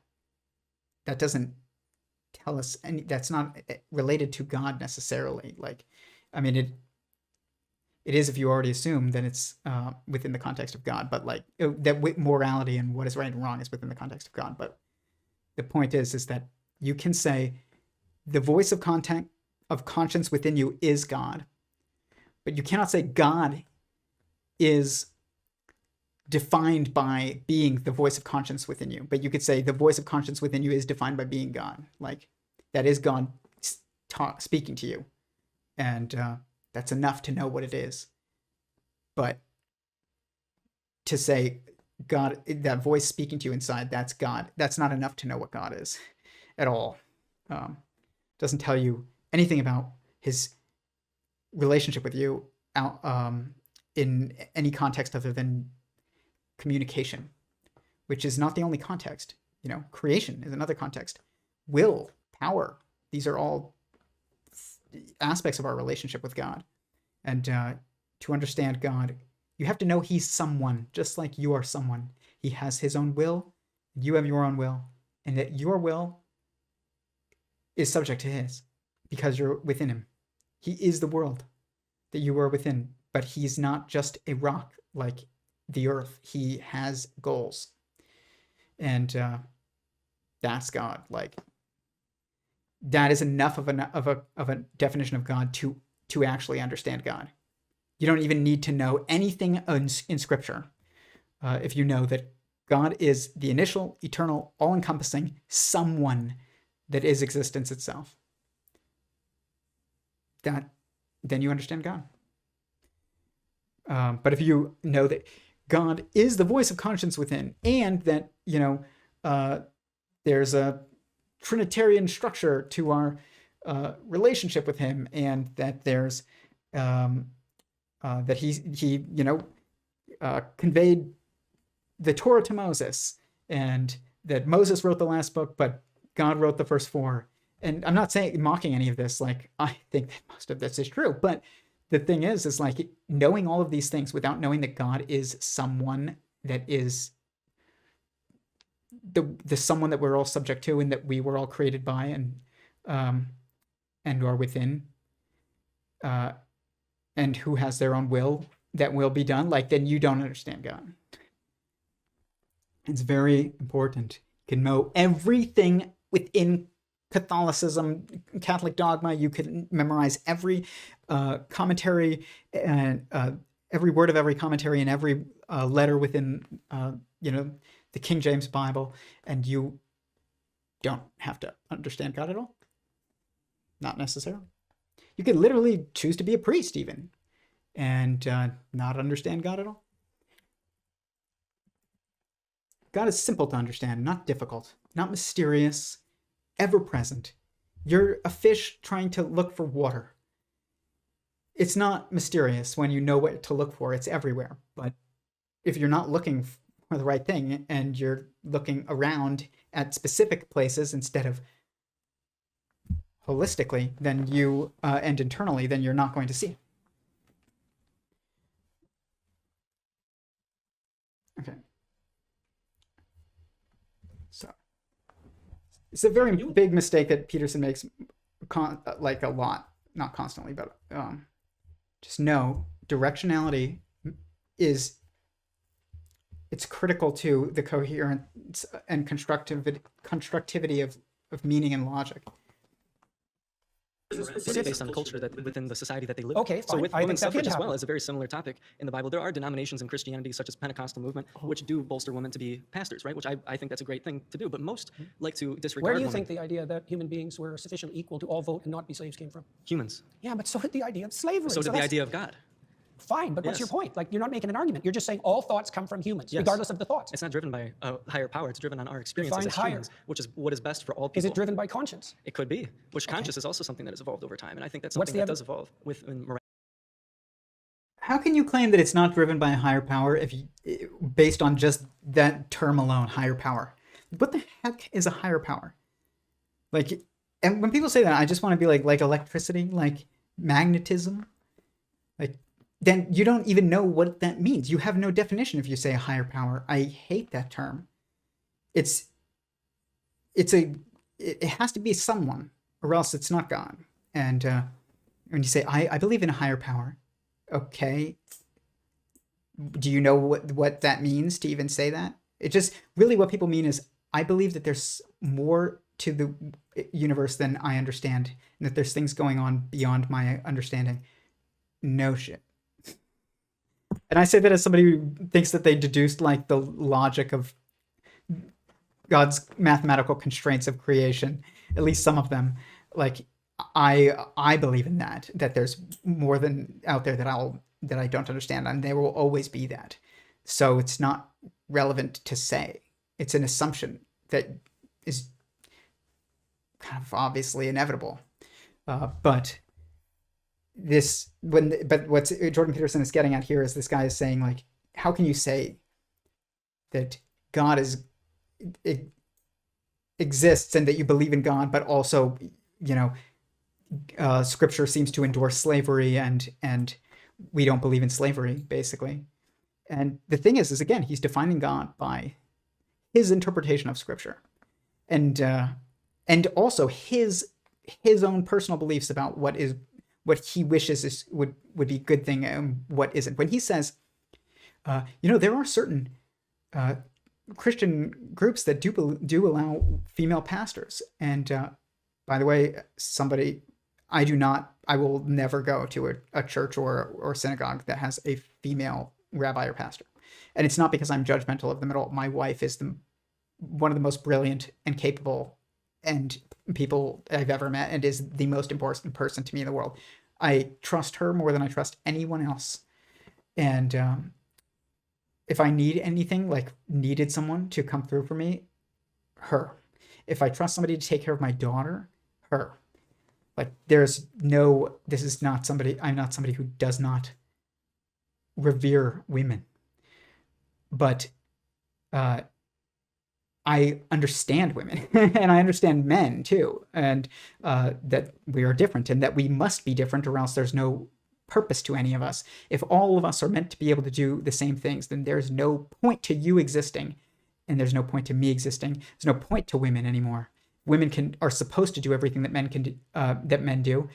are supposed to do, and men are supposed to do everything that women are supposed to do. There is no point to either one. You basically, in an attempt to defend them, you have basically claimed that both of them are useless, and that is just due to ignorance. Like, he just does not. He doesn't even want to entertain the possibility that there's a reason for type of gendered roles.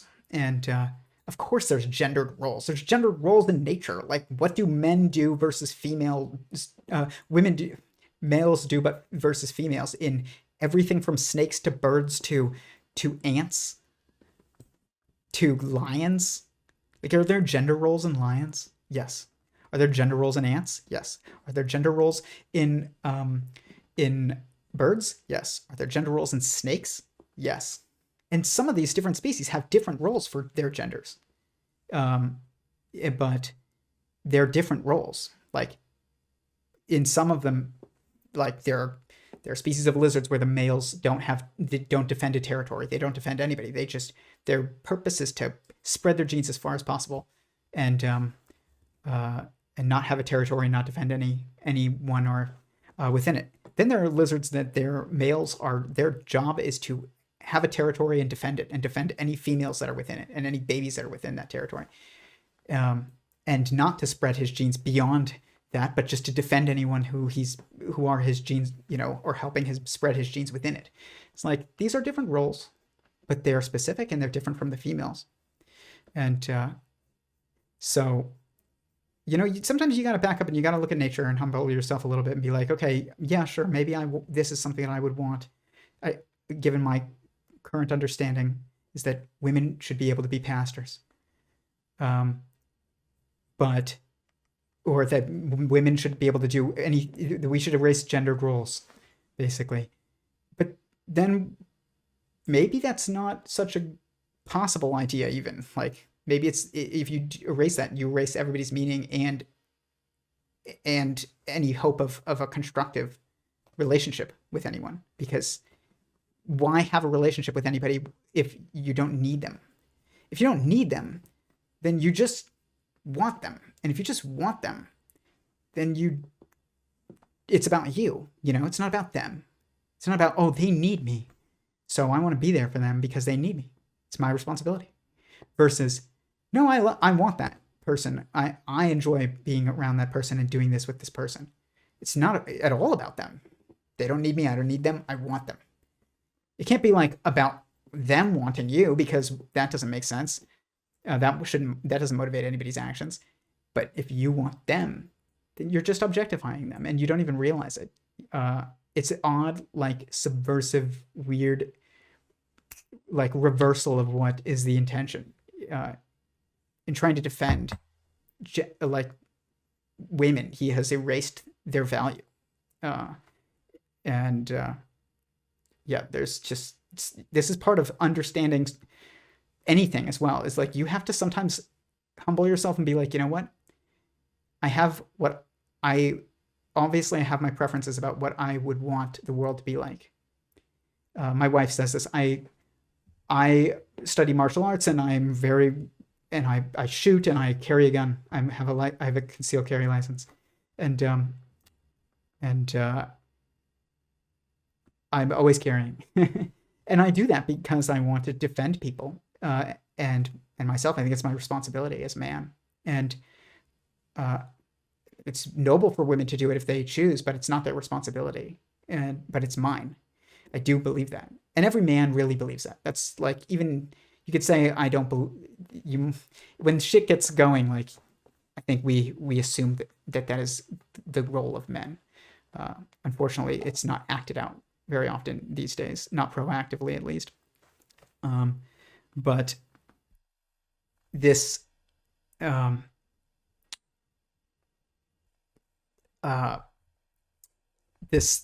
my wife will says something repeatedly to me, and she's not the only one, but it's a lot of women say this, and be like, I just wish guns didn't exist. It's like, yeah, well, I wish violence didn't exist, or like, people who are doing evil actions. I wish those things didn't exist, but they do. So we have to work within the fact that that's what's real. We can't just be like, well, what I want is that there to be no reason for violence. And I wish that, by the way, like, I wish I had no reason to be armed. Like, I wish it was completely unnecessary. And thankfully, I've never had to draw my gun on anybody. But I have had to get into physical fights with people before to protect women. In college, I got into 2 fights. One of them was to protect a man who was getting his head bashed in against concrete. And I choked him out unconscious because I was unarmed. And the other one, I'm drunk. I was harassing and groping some women and grabbing them. And I got him away from them by convincing him to follow me. And then he tried to swing at my face, and I ducked and swung at his face, and I knocked him out, and he had a seizure, actually. So, like, thankfully, I didn't need to be armed then, but I was armed. It was just not with, a firearm, but it was like my arms. And so, like, we can want what we want, but then what we have to contend with reality. We have to humble ourselves and recognize that. And it's our responsibility to recognize that reality as best we can before it bites us in the ass. Like, you should train a little bit of fighting if you're a guy, so that when you need to help out and break up a fight or defend some women or something, you can. But or you have a better chance of it, at least. If you're just gonna if you don't think it's a responsibility, you're not going to get any more. You're not going to seek proficiency in it, and then that's not good for anybody. Like, especially you. Like, you don't want to be unprepared when life happens. And that means like embracing responsibilities. And that means embracing roles. There's no responsibilities without roles. When one of my like biggest recommendations to anybody who gets married is if you do not alternate in who does chores. Don't ever be like, today you do the dishes, tomorrow I do the dishes, and we switch off. You will get divorced if you do that. What you do is you say, my job, my responsibility is the dishes. In my house, that's my responsibility. I do the dishes. I take care of our dogs. I do the dishes. My wife prepares meals for our family. That's her responsibility. It's her responsibility to clean up other things in the house, the floors and stuff like that. That's her responsibility. It's not mine. It's her responsibility to put clothes away after, I put my laundry in the washing machine and then in the dryer, and then it gets done. She puts my clothes away. But I put all her dishes away. And we have different responsibilities. You can pick those responsibilities. You can be like, I'm better at doing the dishes, so I'm going to do the dishes. And that's how it should be. It should be based on who's better at what. And it doesn't have to be the women's job to put clothes away or the man's job to do the dishes. It could be either one, but make sure they're different. That's the key. And so to partnership of any kind, to meaning of any kind, to relationships that are actually meaningful instead of just based on, your own enjoyment, your own selfish enjoyment. But he doesn't get that. And that's due to pride. Like a lack of understanding of he doesn't perceive his own pride, but he has it. We all can have it. I'm not judging him. But if you think that what you want is how it should be, not what you think is true is how it is, but what you want is how it should be. That's pride. And he's wrong, I will say. Like, there's a reason why women are not supposed to be pastors or rabbis or priests. It's like, why is that consistent in every single theological tradition? Every single one, the moral leaders of the moral institutions are traditionally male. Maybe it's because that's their talent compared to women. Why is it that women are traditionally caregivers, nurses, and teachers and babysitters and anything that has to do with taking care of people and even animals? Like, why? Maybe because it's like their natural talent. Neither one of that is belittling. Like, both of those are extreme. Is there anything more important than taking care of others? Like, probably not. But yeah, just, you gotta check yourself sometimes. This guy is I don't understand the point that you're making. My point is that God influenced slavery. People looked at the Bible and went, this is moral because God says so, just like women's suffrage There's lots and of just like homosexuality. All human societies were slave owning, so you Yes. can't blame that on the Bible. If humanity decided... Oh wait, address that first. What, about All slavery? human societies were slavers, so you can't blame that on the Bible. Well, you can say it bolstered it. Well, not if you look at the broad sweep of history, because it was the Protestant Christians Based in on the their UK. interpretation of the Bible, It was the Protestant which Christians. evolves over time. Let's pause there. You've been voted out by the majority. All right. Well, it was great talking with you, sir.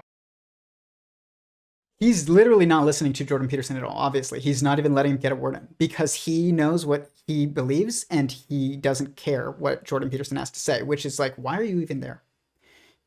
Like, we're wasting everybody's time. And I'm not blaming him or judging him, just stating, like, we should check ourselves a little bit. Like, what is your goal in this exchange? Is it to understand? No? Then don't engage in the exchange.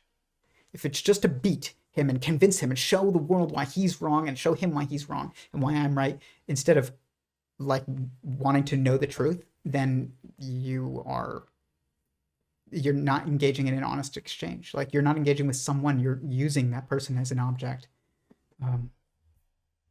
And that's just waste. That doesn't honor your own efforts either.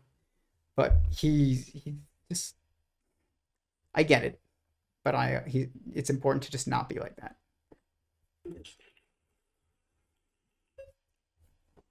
Assume there's a reason why. It's like marriage. Why is marriage found in every single culture in the world that ever became a civilization? I don't know. Probably because there's a true purpose to it that is unavoidable. Why is it that there's no marriage norms in any society that has ever existed in which it's more normal for one woman to have multiple husbands? You know, we have, usually it's one man, one wife, but sometimes it's one man, multiple wives. But it's never, ever one woman and multiple husbands, ever. It's never existed. Maybe it's because it can't. There's something about that relationship that is impossible to construct to construct from. You should assume that, because otherwise it would exist, right? Like, if something is possible, then it would exist at some point. There's no, by the way, there is 0 species on Earth in which there is gender exists, like sex, different sexes, and they do not have different roles. They have, there's not a single species on Earth in which they have the same roles and they're still male and female. Not one.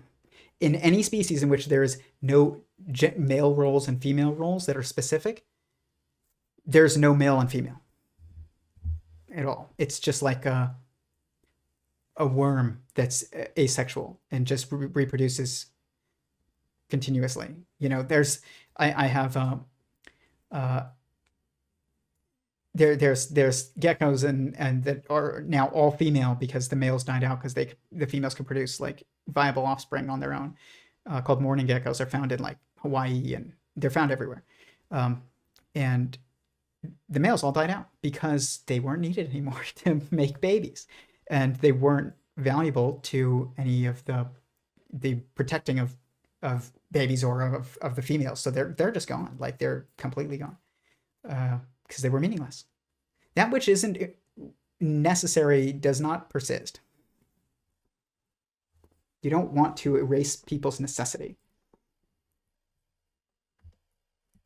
But when he says, like, oh, you know, God, these people who are Christians or Muslims or whatever, they or Jews, they had slaves and they believed in God. So therefore, and it says in the Bible something about treating your slaves decently, and that it's taken as an endorsement of slavery. And the thing is that you have to recognize is that the context of Scripture is a human context, and that doesn't mean that God wants us to have slaves. It means that humans will have slaves, and God is saying, if you are controlling somebody completely, like you own them, essentially, you don't really own them, but like you think you own them, then you should treat them well. That's not an endorsement of slavery. It's an endorsement of treating people well, even when they are your subjects. That's all it is. But, you know, but Jordan Peterson's question is, or statement of like, every single group of people on Earth had slaves. And that's true of anti-theistic cultures as well. Look at the gulags in Soviet Union. That's slave labor. They had slaves that were people who were imprisoned and used for slave labor. Like, they were anti-theists. So you can't use God, just because somebody uses God to justify something does not mean that it's God's will. And people do that all the time. It's called blasphemy. Blasphemy means like when you say to use God's name in vain, it doesn't just mean saying like, God damn it, when you stub your toe. It means like it doesn't just mean that. It also does mean that, because that diminishes your reverence for the name God or the title God. But more like serious case of blasphemy than that, blasphemy on a different level, is to attribute your will to being God's will. It's like, I like this, so therefore, if I like it, then God must like it. Otherwise, why would he make me like it? And anybody with that mentality does not have a coherent worldview, because I guarantee you that there's countless instances in which they don't believe that people, just because people believe or like something means that they think it's the right thing to do. Like, serial killers like killing people. Like, does that mean it's the right thing to do? No, definitely not. Because the voice of conscience within you tells you it's not. Meaning and okay. Let's go to the chat and then we're gonna go to the next clip. I'm gonna try and step on it because I'm trying to keep these to 3 hours or less. And we're at what right now, guys? What are we at? 2 hours, 10 minutes. We have 50 minutes left. I feel bad for them. Atheists, they think they're smart. It's a little funny. They're intelligent. They just are building from the wrong starting perspective. They are assuming a falsity and trying to build on it. Like, you can't. Whatever they say we can't know, I tell them, hey, don't rope me into the same little circle here. Maybe you might not be able to know, but you can't speak for me. Yeah, exactly. When they throw that claim out there saying that they can't know, I agree with them. And then say, yes, I agree. You don't, and I can't know. Okay. Yeah, this guy doesn't know what he's talking about. I get a degree in Christianity. Beard. I got a degree in Christianity. Okay. I believe you can do what I can do. It's just something I found. And you can do what I can't get together. I call myself a carpenter. If you need me to say label. I don't know what you're saying. That's like believing art is not real. It's just human BS that is nonsense. But study art. Yeah, exactly. It's really odd. Like, you don't believe in what you are studying. It's like it's like, it wouldn't make sense for you to say, I study Star Wars and I believe it's actually real. Like, Palpatine was a real person. He existed. He wasn't just a fictional character in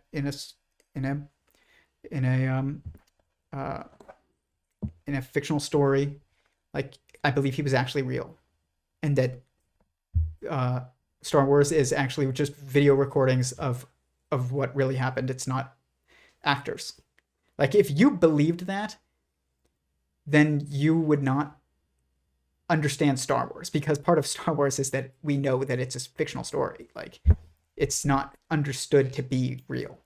Scripture is not like that. Scripture is defined as being scripture by it being real. And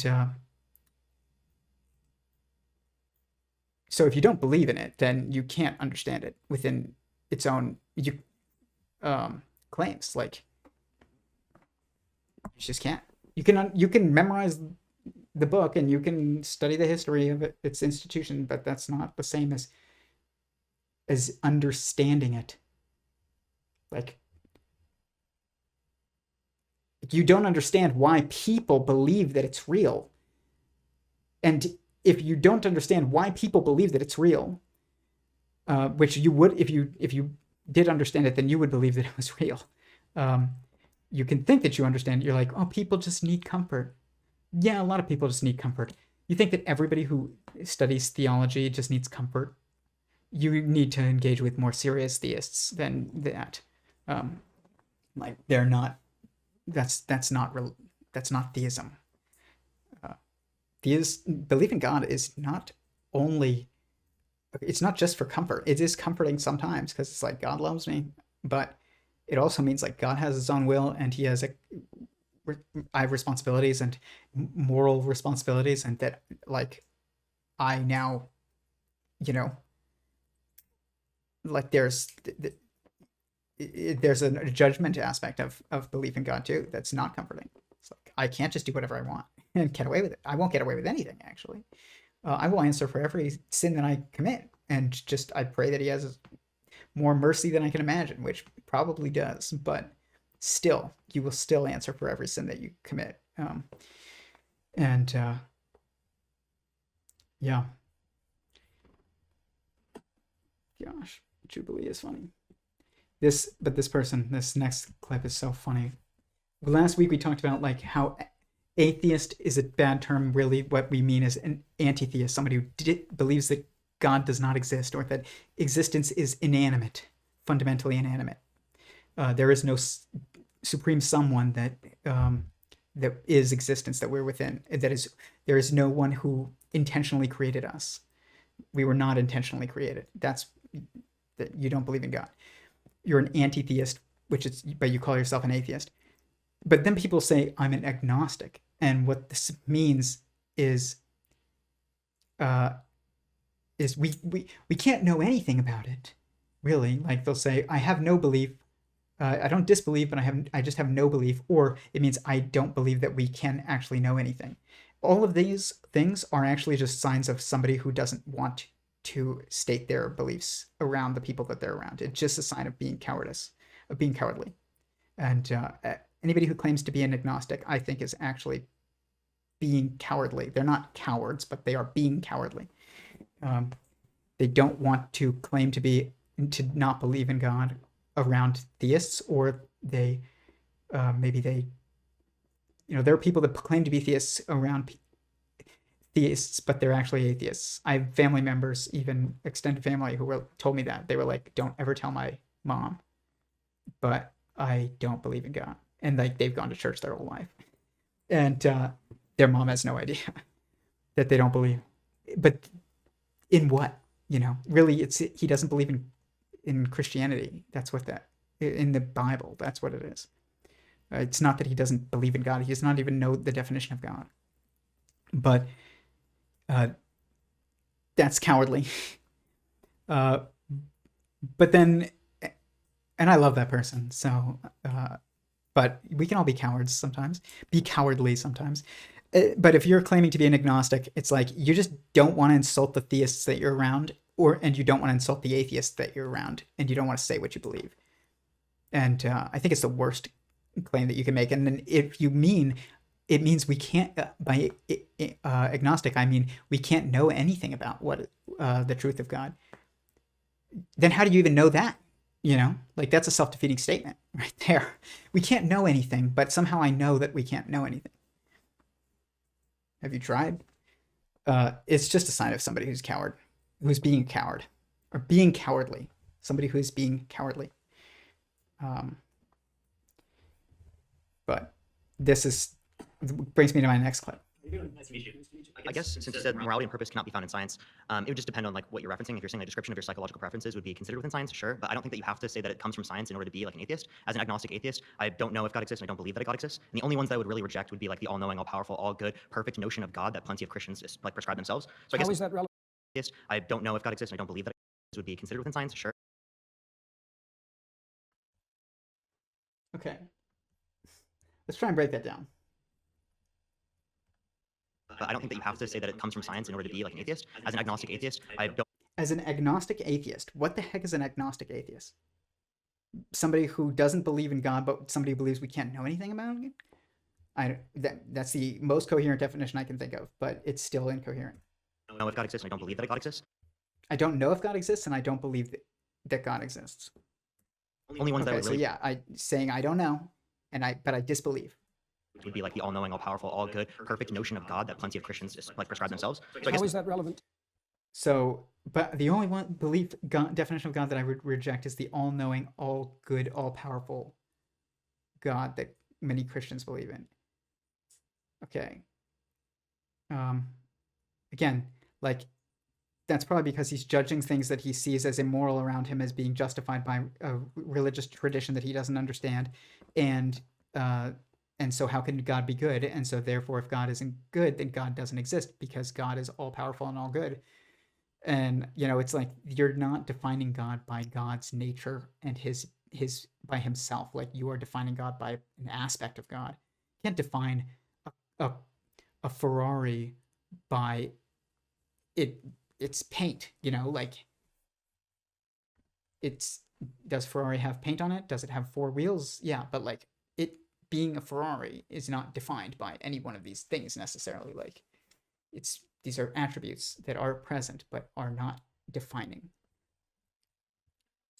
You're basing a position of morality and purpose in some like notion of God that isn't the same type of notion of God that typical Christians would prescribe. Your notion of God is what typical Christians? Yeah, typically when I talk to Christians, they say that they believe in all-knowing. About Cardinal Newman, who defined God as conscience. He has a major influence on all of Catholic social theory. About that Christian? Sure. So do you believe in the all-knowing, all-powerful, all-good notion of God? What do you mean by believe? Do you think it to be true? That's the circular definition. What do you mean? He has a major influence on all of Catholic social.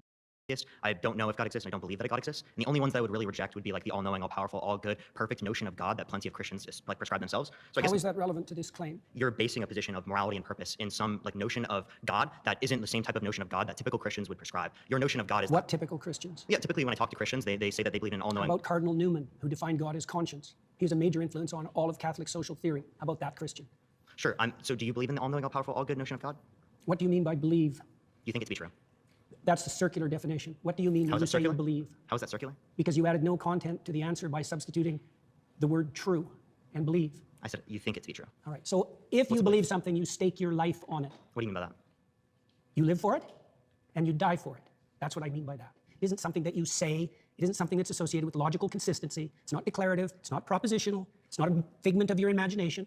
It's the presupposition of your attention and your action. And you're either fragmented, in which case you worship multiple gods, or there's some unity at the bottom of it that makes you an unstoppable force.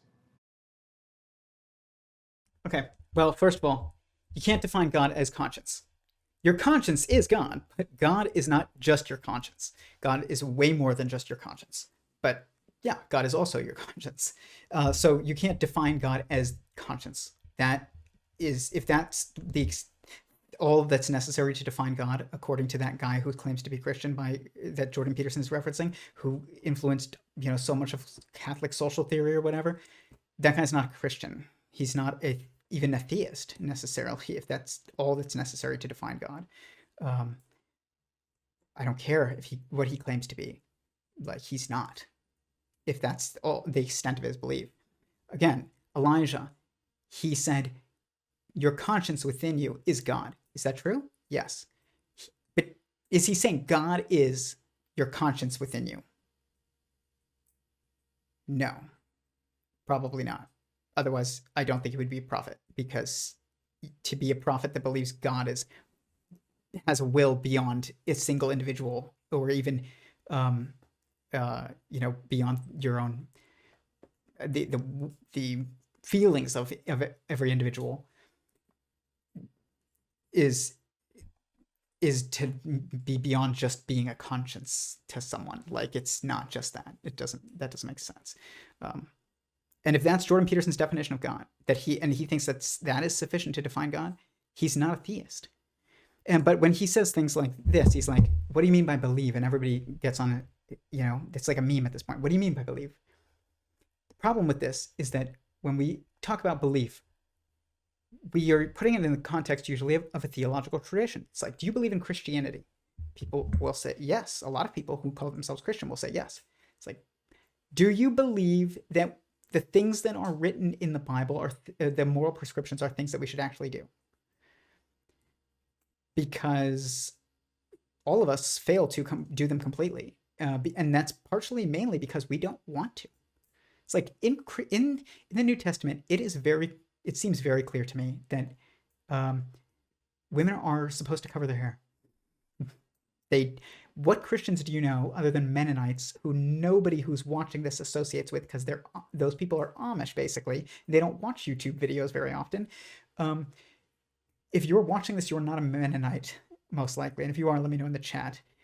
And if you're not a Mennonite, then you're a Christian, then probably none of the women around you that claim to be Christian cover their hair. Do they believe in Christianity? It's not the right question.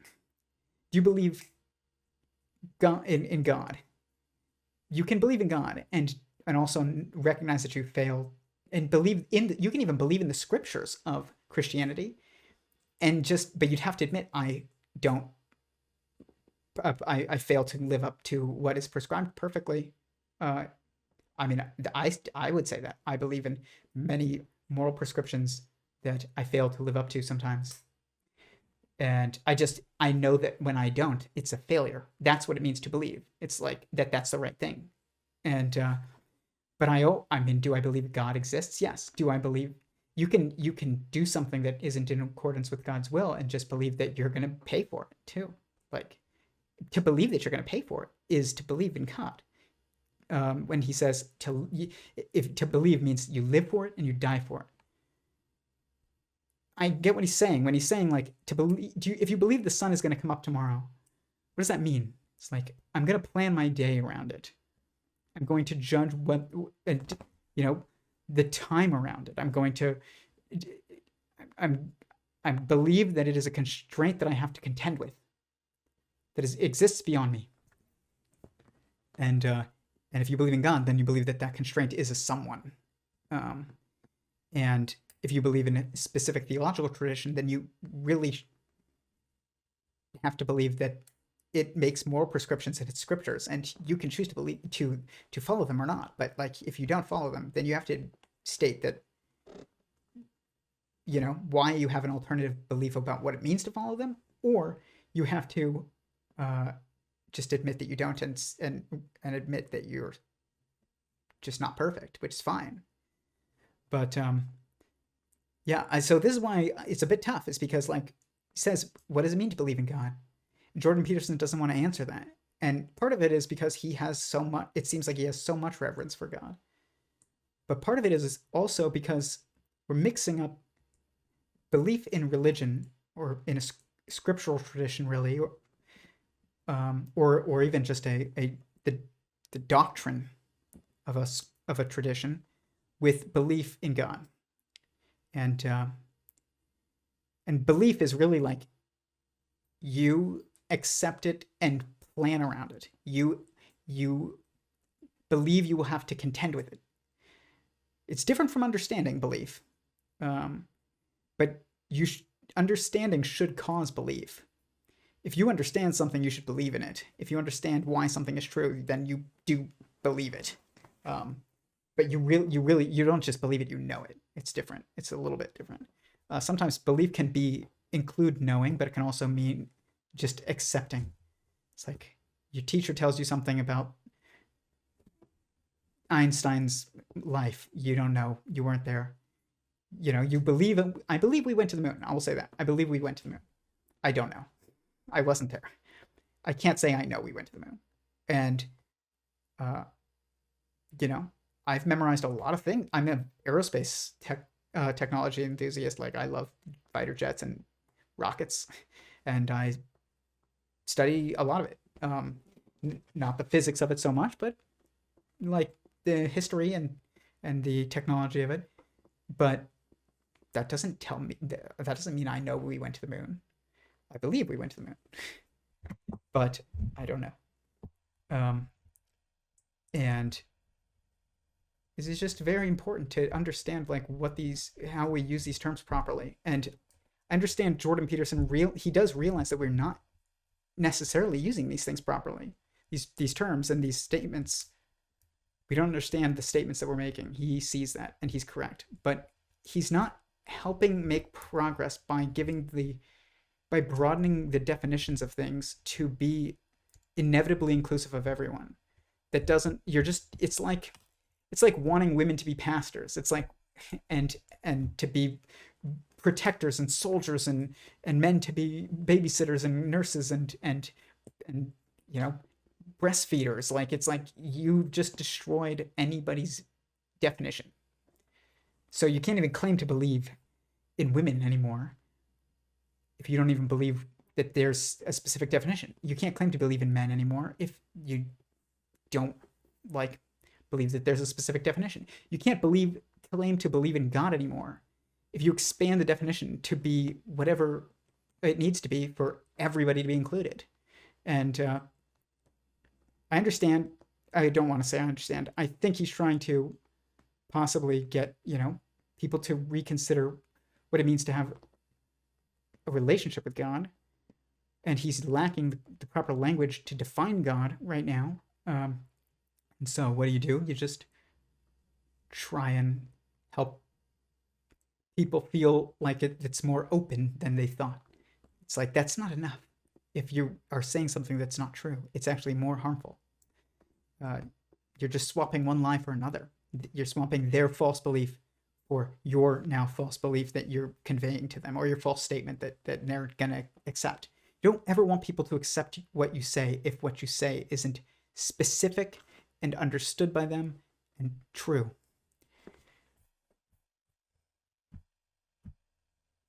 Okay, so you're saying that you don't believe something if you wouldn't die for it?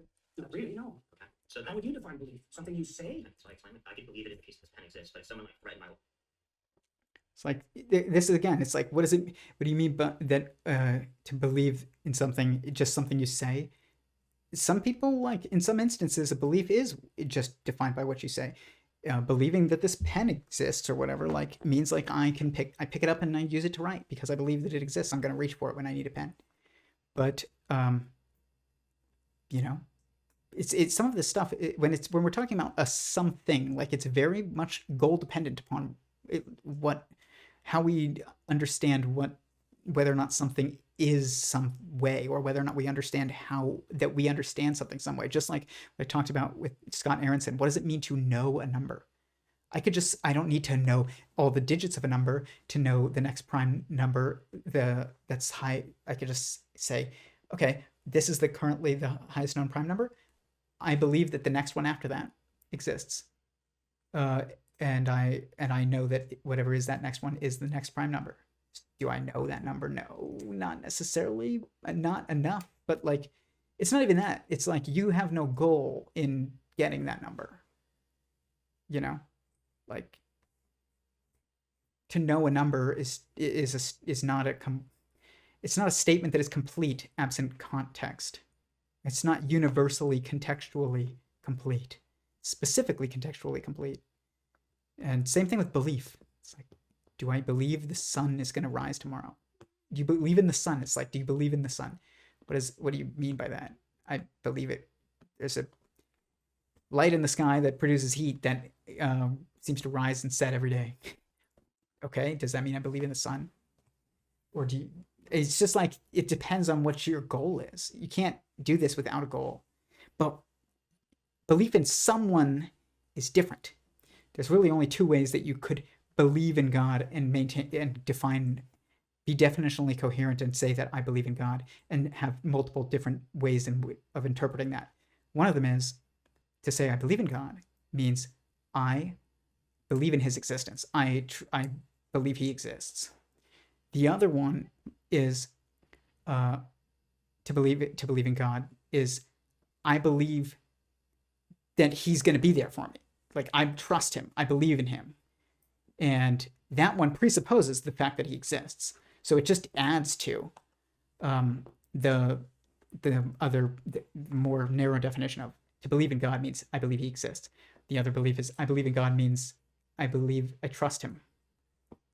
It's like, okay, but that means you also believe he exists. So you could choose either one of those two definitions, but those are the only two definitions for believe in God that can make sense. And honestly, either one of them will allow you to still maintain logical coherence. I tend to say, it just depends on where you're at, because I would say now, I don't believe God exists. I know God exists. I believe in God's assistance. I have faith in God's assistance. I don't have faith in God's existence. I know God exists. I don't take it on faith. I assume I know it due to personal experiences and logical deduction. I have faith and believe in his assistance, which is his choice, actually. So, like, it's not something I can possibly know. It's something that's up to him. But I hope that he gives it to me, because if he's not with you and he is against you, then, like, you're screwed, and you're completely screwed at that point. If God's against you, you're screwed. So this is, people have different priorities, so there's multiple gods. Okay. Here he's again. What is the definition of God? In your life is going to be considered God. This, correct. Yes. This girl, by the way, this woman was the best person here, and he knows that Jordan Peterson knows that he picks her to be the last question and come back because she was the best. And the reason why is she wants to understand Jordan Peterson. She's not trying to convince him that she's right. She wants to understand why he says the things he says. I'm trying to imagine a situation in which could there be that someone has a priority at their foundation that is different from someone else's? Oh, definitely. Right. So we can have different conceptions of God. That's why we fight. Right. So essentially there's not one God, but there are multiple gods, and these gods exist in some realm of truth. Like it's true that this person has one God and it exists. Yeah, probably better to think about it as multiple values, but that there's a hierarchy of values with something at the bottom. Right, but at the Or bottom is top. God, and there That's are, a definition, yeah. Yeah, so at the bottom is God, and there can be multiple people with different conceptions of God, and they're each valid in being called God. So there are multiple gods that exist. It depends on what you mean by valid. So far, so good, but it depends on what you mean by valid, because I would say that some foundational conceptions don't play out when they're implemented. So if you put the wrong thing at the foundation, you end up in hell, for example. This, by That's the what way, happens in totalitarian states. this is a conversation. This is not a debate. This is how it should be done. Yeah. So you're So saying they're not all equal. Like all foundational She's principles are asking not equal, questions. even though they might be equally foundational, right? So what makes one kind of foundational tenet like better than another one? That's an excellent question. Iterability. Imagine that you play a game with someone and you're a kid, and it's fun. Okay, we don't have time to get too into this, but what is important to say here, other than just she's doing a great job of just being honest and actually, like, she's gonna be the person that gains the most from this because of that. Even if she doesn't come away as defining herself as a theist, she will increase in her understanding, and they won't. If they're the people who are just trying to convince him of their perspective will not walk away having increased in their understanding. So she gained power. But the thing is that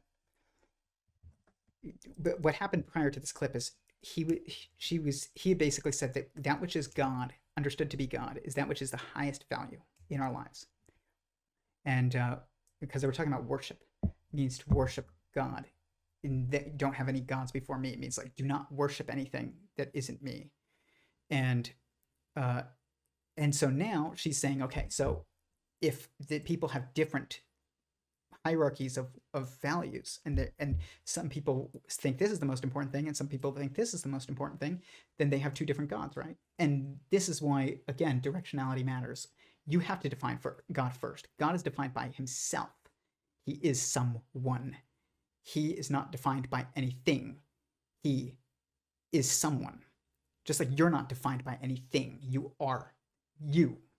You're not just I'm a human. What's the definition of, if you say it, to say what is the definition of God is like saying, what is the definition of Tyler, of me? It's not like saying, what is the definition of a human being?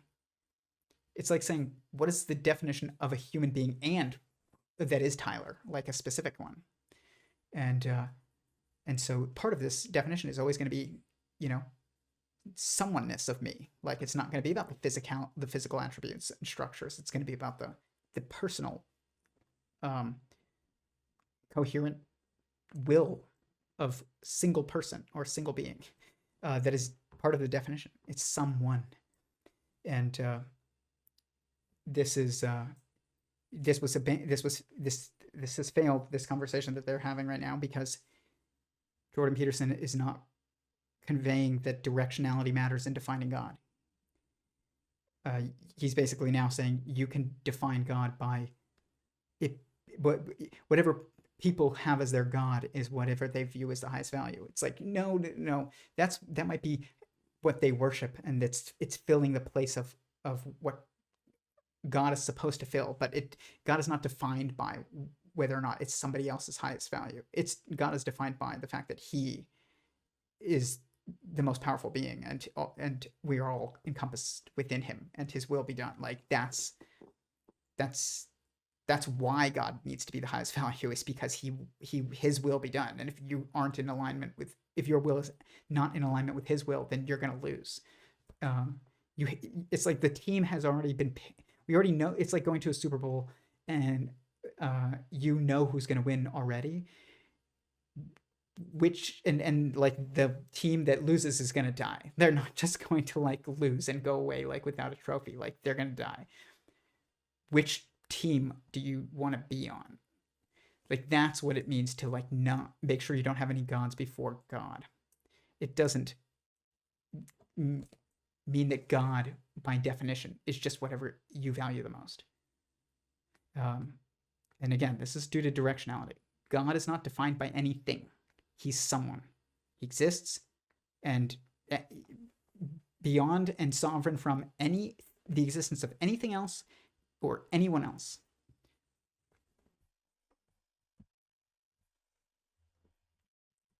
Okay. And for the question that everybody wants Jordan Peterson to answer, and he does not. the principles of God, the for example, sacrifice, like you talk about, means that you are Christian. I don't see how you can get that from that interpretation and then, kind of justify it as the truth. I don't think that the fact that you sacrifice is sufficient to make you Christian. So can we repeat once again what you believe makes someone Christian? There's many things, but one of the most fundamental is that you believe that the cosmos itself is founded on the principle of voluntary self-sacrifice. Best founded. Let me offer you a contrary example. So I could assume that power rules. And so that my assumption would be, if I can make you do it, I win. Right, and I can found a whole society on that, and that happens a lot, by the way. And that's also how societies tend to degenerate. And so that would be a society that was founded on the principle that you get to sacrifice and I don't have to. Right, now the contrary to that would be something like, you give up voluntarily and with courage all the things you need to situate yourself properly in relationship to the future and other people. Right. So then there's a harmony. That's why I talked about harmony earlier. So you navigate your life, right, in accordance kind of to this principle of self-sacrifice. Can I say it in that way? Yes, you can definitely say it that way. That's exactly right. And navigate is the right term. So someone does not have to have any awareness of Christ, of the story of Jesus, but let's say 60% of their actions, right, or more, whatever kind of metric you want to use, are in line with this self-sacrificial. So the Christian thinkers of the Middle Ages dealt exactly with that problem when they were talking about the pre-Christian philosophers, for example. And they noted the similarity, let's say, between pre-Christian Greek thought and later Christian thought, and presumed that there were moral actors outside the Christian domain. Right. So is that person Christian, though? Well, to some degree, again, that's a matter of definition, because they wouldn't be proclaiming Christian propositions, but they're acting out the pattern. Right? So you imagine that full Christianity would involve a dozen things, and you can imagine someone who knows nothing of Christianity, say, acting out 8 of them. Right. So then they'd be 8/12 Christian or something like that. Christian. Well, but to be like a full Christian, how can someone say I am Christian? Like I am Christian, not 8/12, but Christian. Well, I hesitate to do that personally, because I think it's the kind of goal that you be very careful about proclaiming. The technical. But belief is not necessarily, to be mostly Christian, belief is not necessary. 8/12s or, right? Well, it depends on what you mean by belief. See, because I would say that acting out the pattern is the deepest form of belief. Now, you could add to that what you say. So, maybe in the optimal situation. Okay, major problems here. But also deep like truths when he says that the foundation of the universe is built upon the reality of voluntary self-sacrifice. That is so true. And what does it mean for God to self-sacrifice? If God, and I'm talking about what Christians call the Father. I'm not talking about like Jesus. I'm talking about what does it mean for that being to self-sacrifice if God cannot not exist? If his existence is eternal, it's inevitable, it's unendable, then what does it mean to self-sacrifice? It means to give up a little bit of you. And what is you? It's a coherent line of will, or a point of will even. It's like your will is what makes you you. If all of a sudden 2 seconds from now I had totally different desires and beliefs and know that were not connected at all to those that I had 2 minutes earlier in any way, and I'm not the same person anymore. Like coherence and continuity of will is part of the defining attribute of someoneness. Like if someone has motivations, like they have preferences, they have desires, something that has no desires and no goals and no preferences or anything is not someone. It's just something. Like this multi-tool has no will of its own. It's not someone. I have will. I'm someone. My dog has will. He doesn't want to come inside. And when I try and get his ass inside, he stays outside. He has will of his own. He's not a robot. And he's not purely a machine. He's also a machine. You're a machine, but you're not just a machine. You're not defined by being a machine. It's just you're also a machine.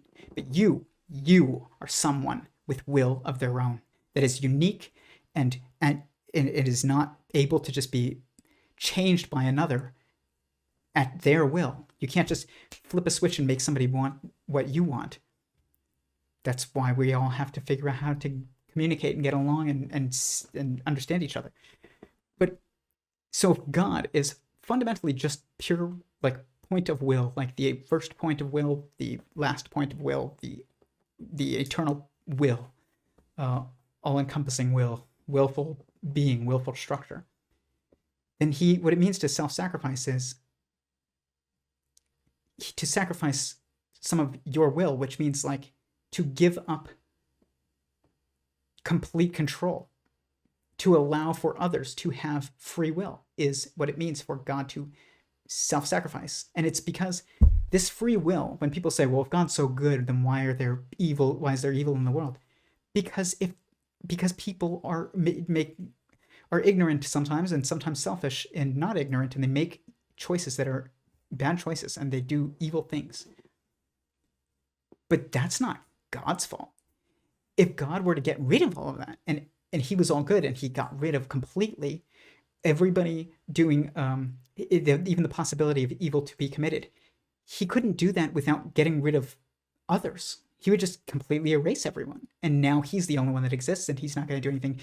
It's not even about like doing things good or bad at that point, because what is good and what is bad, what is moral and what is immoral is about a relationship.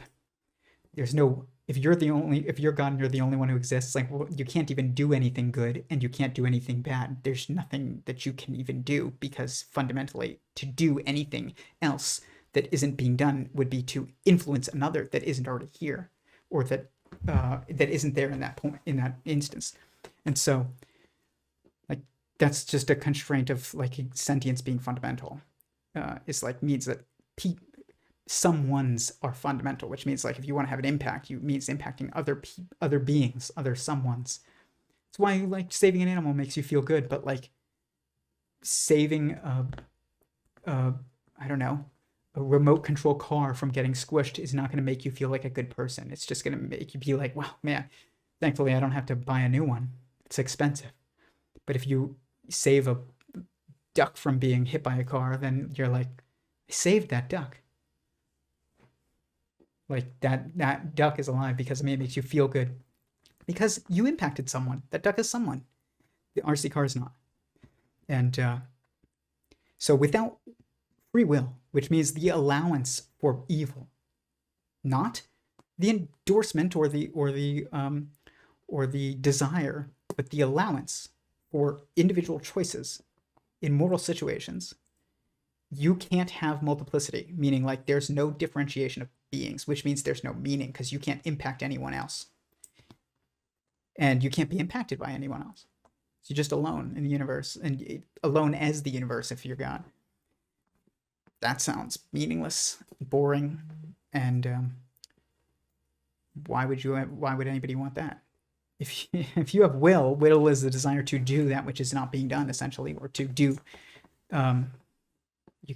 You almost cannot exist in a static state, like, or you desire for a non-static state. So you're not just going to sit there.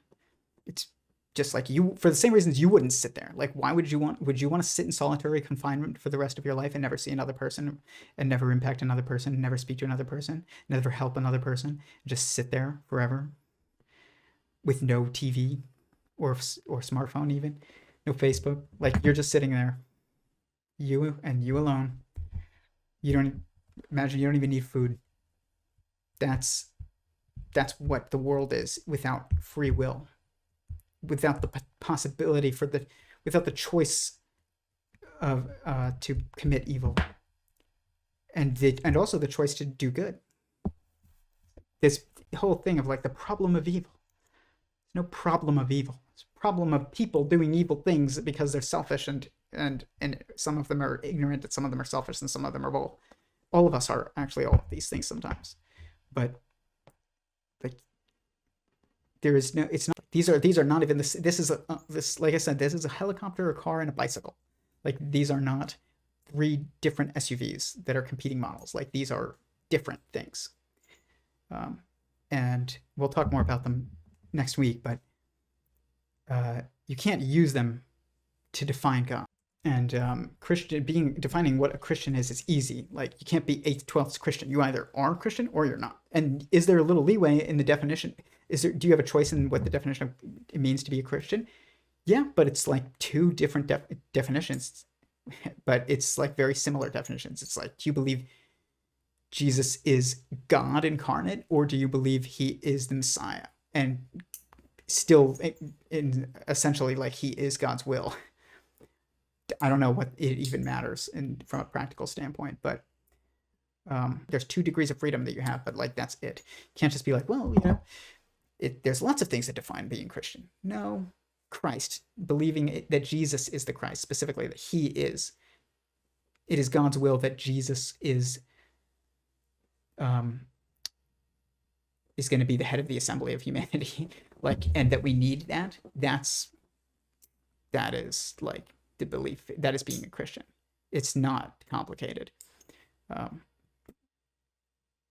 We've made it complicated because we're so freaking focused on like the least important things. Like people will, I will engage with other theists that I really respect, and they'll be like, you know, oh, like, you know, you got to believe in the Trinity. You got to believe in, you know, this. Oh, the Catholic Church is the true church. No, the Eastern Orthodox Church is the true church. It's like, you can't get lost in those weeds, or else you're no different than like the people who are obsessing over the tiniest little detail of the law and not the spirit of the law, which means like the intention, which means like God. When people are like, when they say in the Bible, oh, do you believe that Jesus was like basically stating that people are obsessed with the letter of the law but not the spirit of the law? It's not that you don't need it, but now you have basically like Christian culture, and I say this as somebody who is involved in this culture, and who is Jewish and involved in that culture separately. Now there's no reverence at all for the letter of the law in Christian community at all. There's no reverence for it. You can see that because Christian community acts the same way, other than Mennonites, as secular people. They just know that certain things are wrong, but like they don't even look to see what they should do. They're just aware of what they shouldn't. That's not enough. You need to know what you should do, not just what you shouldn't. But and you know, then you have people who are like, you know, obsessed with what is exactly written in the letter of the law, but they don't care about the why. So like, one of the things that there's a Jewish community, which is Chabad, which I really think is wonderful in many ways, but the women in that community wear a wig on their head. It's called a sheitel, and so they cover their hair with a wig that looks like real hair. And so technically, because that's prescribed in the Bible, it's like women should cover their hair. It's written in the Christian Bible too, even more than it's written in the Hebrew Bible. Just no, Christians don't care about it. But Jews in this community will cover their hair with fake hair. Be like, well, I'm applying, you know, I'm technically following the letter of the law. But the thing is that this law came from someone. And you can't actually have context to that law without understanding that it is the will of it is the law because God has a specific will, a desire that is why we are supposed to do this. And when you get rid of that, it's like, well, if I can just wear a wig that looks like real hair, then technically I'm following the law. And if you get rid of the need for the spirit of the law, aka like the intentionality behind it, God's purpose for this law, then you just don't follow the law at all. You just ignore it. You're like, well, he loves me anyways. It's like, yeah, he does. But like, if you want to love him, like you should think about what his intentions are, not just like be like, oh, well, he still loves me. It's like a kid when a parent says, don't do this or do that. Make sure you eat your vegetables. The kid's like, I'm not going to do it because my parents will love me anyways. It's like, yeah, but don't you want to love your parents? Like, do what they want. So you can't understand, like, have a holistic understanding of this stuff without understanding that it's within the it's contextualized within the intentions of God. And that those prescriptions are like for a reason. Like, you're not supposed to abandon them. I think that people in Judaism and in Christianity lost the plot. And it's just interesting they lost it in different ways. You need both things. Like, you can't get rid of it. Either one. You can't say I honor the spirit of the law, but not the letter. You can't do that. And you cannot say I honor the law, I respect the law, but not be aware of like the intentionality and have reverence for the intentionality behind it. If God says cover your hair, oh, I'm going to cover my hair and make it look like I'm not. No, maybe it's supposed to be covered and it's supposed to look like it's covered. Like maybe there's a reason. You know, it's just everything with God has to do with the context of someone, and otherwise it's not God. I'm getting into the weeds, and we're going to wrap it up in a minute. This is not how you do this, though. But I understand why Peterson, why people get frustrated with Peterson. But look at this is not how you deal with it. But your original I added the hierarchy part at the beginning. Are you just familiar? didn't understand it. Are you familiar with the Immaculate Conception? Why is that relevant? Because you go to a Catholic church, I'm sure you've attended recently. You're interested in Catholicism, aren't you? Sure. All right. Are you familiar with their doctrines? Somewhat. Okay. You're Their familiar. doctrines are How very do they deep. regard Mary? Why are you asking me that? Because you're a Christian. You say that. I haven't claimed that. Oh, what is this? Is this Christians versus atheists? I don't know. You don't know where you are right now. Don't be a smartass. Well, and I mean, either you're a 'cause I Christian won't or you're talk not. to you if you're a smartass. Oh, either you're a Christian or you're not. Which one is it? I could be either of them, but I don't have to tell you. You don't have to tell me. I was under the impression I private. was invited to talk to a Christian. Am I not talking to a Christian? No, you were invited to. I think everyone should look at the title of the YouTube channel. You're probably in the wrong YouTube video, You're really quite something. You are. aren't I? But you're really quite nothing, right? You're not a Christian. Okay, I'm done with him.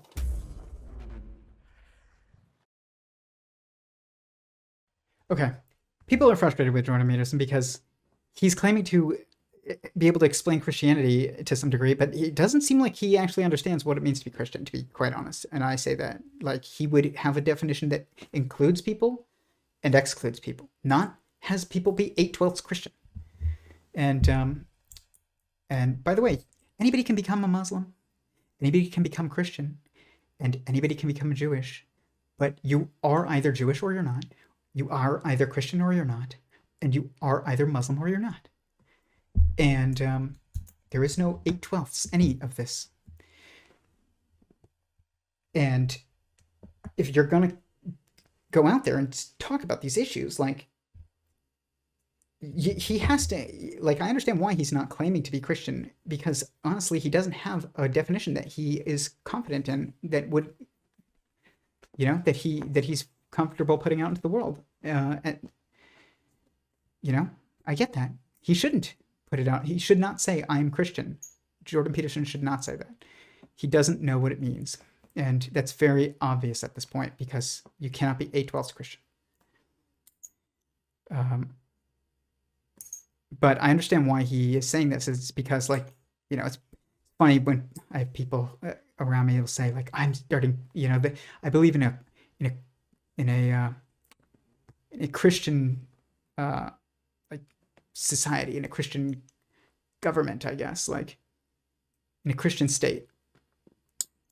But I look at them and I'm like, look at how they act, and not just what they're doing that's wrong, but like what they're not doing that we're supposed to be doing. You know, it says in the Bible that you're not supposed to make Christmas trees, and Christians are like, let's do that.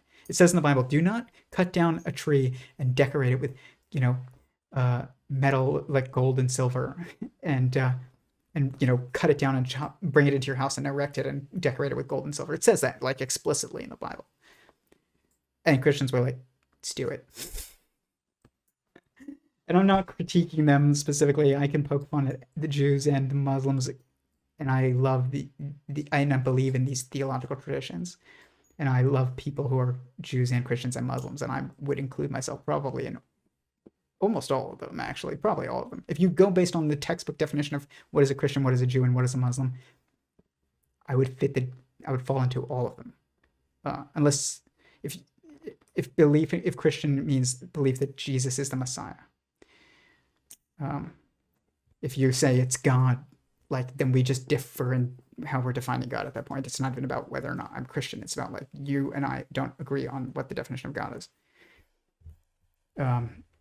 But yeah, like, so I can poke fun at all of them out of a place of honest, like, love, and critique them in an honest way. And it is important to make sure that your critique is honest, like, and which means, like, honest means, like, you have the best intentions in your critique for them, like, not for, oh, if I take down that person, the world will be a better place. It's like, no, how do I help that person if I can? So that's why honest criticism is always kind. There's no cruel criticism that is honest. This guy, though, if you're to watch this, it's just funny. Like, look at his eyes. He is only looking at, and no matter what the frame is, his goal is to beat him. He's focused on his goal. This is his goal, not the truth. But then look at her. Watch this. And I know this because I was trying to get screenshots. Belief is not necessarily to be most. She's constantly looking away. 812s or, you know, like, She's Well, it depends what you mean by gazing. beliefs, because I would say that acting out the pattern. She's or that watch God is this. resurrected.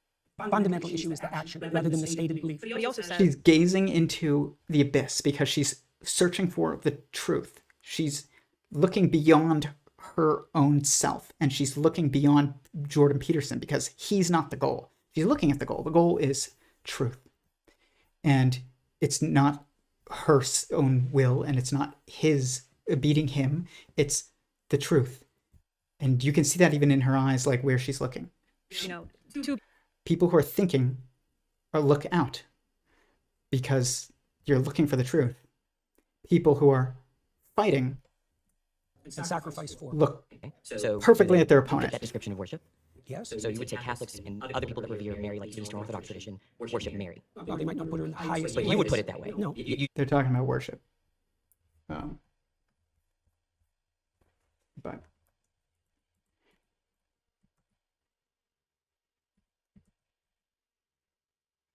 okay. There's so much to this. We'll go a bit late. I'll go to the chat actually right now, and then we'll see where we're at. Please hit the like button if you find this interesting. Yeah, this guy doesn't know what he's talking about. Or believe it's a scam. It's like believing art is not real. I've had no income in 6 months and never suffered a day. That's great. That's wonderful. Just saying because I found been let down, not yet always the way I thought, but always better. Love you all. Love. I don't want to say I love you. Love is not a feeling. Love is an action. And I think that me doing this live stream is an act of love. It is. But the way that we use the term "I love you," I don't actually think is like. I think it's not correct. You can feel loved when somebody chooses to love you by actions. It has nothing to do with how you feel. Whether you love somebody has nothing to do with how you feel about them. In my vows to my wife, I say, and you can watch my wedding and know that I'm telling the truth. I live streamed it to YouTube. You can literally search it in my videos. And in my vows, I say to my wife, I promise to love you even when I don't like you. It's not about feeling. And not about how you feel about another person. It's about what you do for them. To the question, do you think that God is by his very essence perfect? You'll have to provide more. Sure, just like maximally great and all like the think great it's a making definition. qualities. Sure, Yeah, by like definition. flawless. Yeah. So, Okay, so, so does a wait a flawless sec, thing wait a change? sec. Does a flawless thing reveal like more and better information over time, or would a flawless thing say, here's what's good, here's the absolute good thing to do at all circumstances in time? Well, we know some of that. Wait, Tell so the truth. does, that's one. that's totally fine, but No, presumably, no. You don't get to that's skate over because that. it's a straw That's man. totally It's fine. a straw man of my position. It's a straw man of the argument. So Wait, the argument is that wait a God- sec. You Well, I'm said already waiting a find sec. one maxim that's transcendent across situations. I didn't say any of those words. I'm not sure what Okay, conversation you're rephrase a part it. of. Don't be a smartass. I'm sorry. Seriously, I mean it. If we're going to have a serious conversation, conduct yourself properly. Okay. Okay. Rephrase your question so that because I must Sure. have missed it. I So- tried to answer it. So in my By the mind, way, good for Jordan Peterson and good for this guy for how he reacted, and good for Jordan Peterson for setting him straight, because like he was starting to engage in not in a dishonest exchange where it's like, I don't know which conversation you're having. It's just there's no point to that other than a dig. It's not about, there's no goal to it other than to win, or to appear to win, which isn't actually winning. But he responded well to Jordan's like setting him straight, and you got to give him credit for that. I guess by my lights, a perfect being doesn't change. A perfect being, if they're maximally good, maximally moral, Does our understanding of the perfect being change? our understanding might, but Okay, how do we presumably what the perfect distinguish? How do we being is distinguish? revealing. Well, I agree. How do we distinguish between that though at the human level? How do we distinguish between between our transforming understanding of perfection and perfection itself? Between our we can only, yeah, well, we That's actually brilliant. How do you, if God is a perfect being and you're not, then how can you possibly like if God knows more than you, and is wiser than you, and is aware of more than you, and is more powerful than you, and then how can you possibly make the claim that you understand that what it means to be, I don't even want to say perfect, but how can you can't judge God as not, if God's better than you in everything, that and all of what he knows and all of his actions are better than yours, I guess, or they're more consistently informed, more morally motivated. Like you and your understanding of him changes over time. Like you can't, like, I don't know how to put this. I've never thought about what Jordan Peterson said there, but there's something brilliant about it. But I don't know how practical it is. It's just kind of like, the result is, I'm not perfect, so who am I to judge God? That's really like what the lesson is from Jordan Peterson's statement. But I want to say something even more like important, is about what it means to be a perfect being. A being is not a static thing. When he says a perfect thing does not change, no, we're not talking about a thing. We're talking about a being. That is, a being is some thing that exists, but it's something that's animated. And because it's someone living, essentially. Like a being, to be is to exist. And being is like a verb almost. It changes. Like to exist, existing is like, a being is something that is existing, but it's someone. And it's something that's constantly dynamic, but also specific. It exists specifically, and it exists in a dynamic state. Because it's an information system. That someone is an information system. You're never not moving. Like your mind is processing, is moving always. You are feeling constantly, is really what metaphysically, like what it means to move constantly, is like you're constantly feeling, which means like you're constantly being impacted. This is the being that we're talking. This is what it means to be a being. So God is that. And what does it mean to be perfect? Meaning to be always good. It means to make the best decision given the information that you have at the time. So, for instance, in my work, I had a contract with a prominent podcaster a couple of years ago, or talk show host, and they were no longer making. It was no longer profitable given what they were asking for price-wise for this agreement that we had, this business agreement. And so we decided to cancel our relationship, like our professional, our contract, and or not renew it at least, because it didn't make sense, and we would have lost money if I continued to the contract, given what we were getting for what we were paying, and given what they were asking, did not make sense anymore. After that, they went to a competitor of ours, and they got a contract with them. And then they started a new show, okay, that didn't exist at all, and wasn't even in the planning while they were working with us. But they started this after they started this new show, after they started a new partnership with this other competitor of ours. And my boss and me, and we're just started to kick ourselves, and it's like, because then they started being very profitable, this person. I'm trying not to give too many details. And I kicked myself for it, and I was like, man, I wish we kept that person. And my boss was like, yeah, it's a shame, like you canceled their contract. But the question is, did I make the right decision? Yes, I did.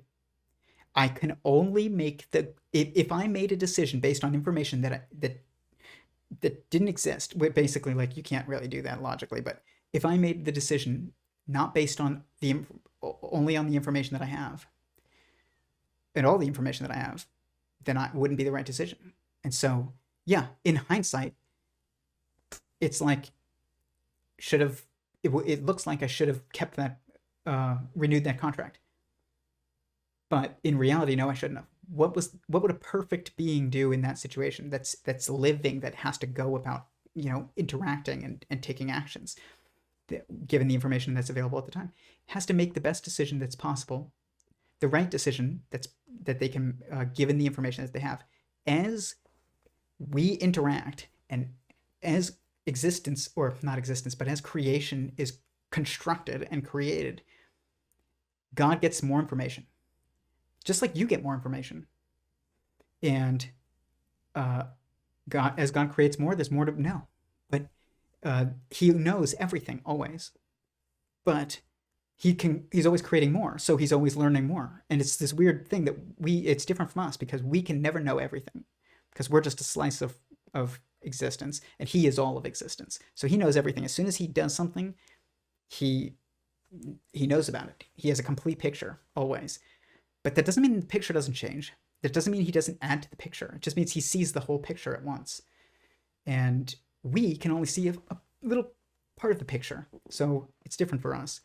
So you can be all-knowing and also ever-growing in your wisdom. And you can always make the right decision given the information that you have, and also make a different decision in a different context down the line. That seems like a similar context, but it's not. It's not the same context, because information that you have going into it is different. It's like if I was going to renew with that the contract with that person, and I knew that they were going to come out with a new show, then maybe that would have changed my decision. But I didn't. They didn't even know that. It wasn't part of the plan. Did I make the wrong decision in canceling the contract? No. And this is true of God too. God can change his mind. But it's not even that he's changing his mind, it's that the context is changing, and it's changing how he responds. And it's a different context, different action. Anybody who says, oh, perfect being is static, it never needs to change. What? A perfect being has the right intentions. That's what I'm saying. But that doesn't mean that they don't ever change their decisions or their actions. They're constantly taking actions. So how can they not? We're constantly taking actions. How could God not constantly also be taking actions? How could God possibly be this static thing? That's when you don't think about God as someone. Is when you get lost like that. Because you don't try and think about it as from the perspective of God. You're looking at what it means to be perfect from your perspective. It's like a perfect square is perfect. Okay? You're not a square. You are someone. God is not a square. God is someone. What does it mean to act perfectly if you are someone? He's not asking that. He's saying, what does it mean to be a perfect square that never needs to be fixed? No. If God is perfect, it means, what does it mean to have the right intentions and always make the best decision in the circumstances that are the current circumstances? That's all it means. It's a very different picture. It explains a lot about God in the Bible. It's like God grows. God gets wiser. God gets kinder. God gets more understanding. Because it seems, or at least he seems to be,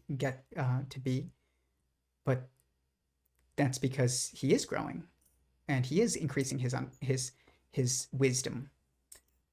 But he always understands everything in the current circumstances, in the current moment. In any moment, he understands everything, and in any moment, he has the correct goal. Like he has a good goal.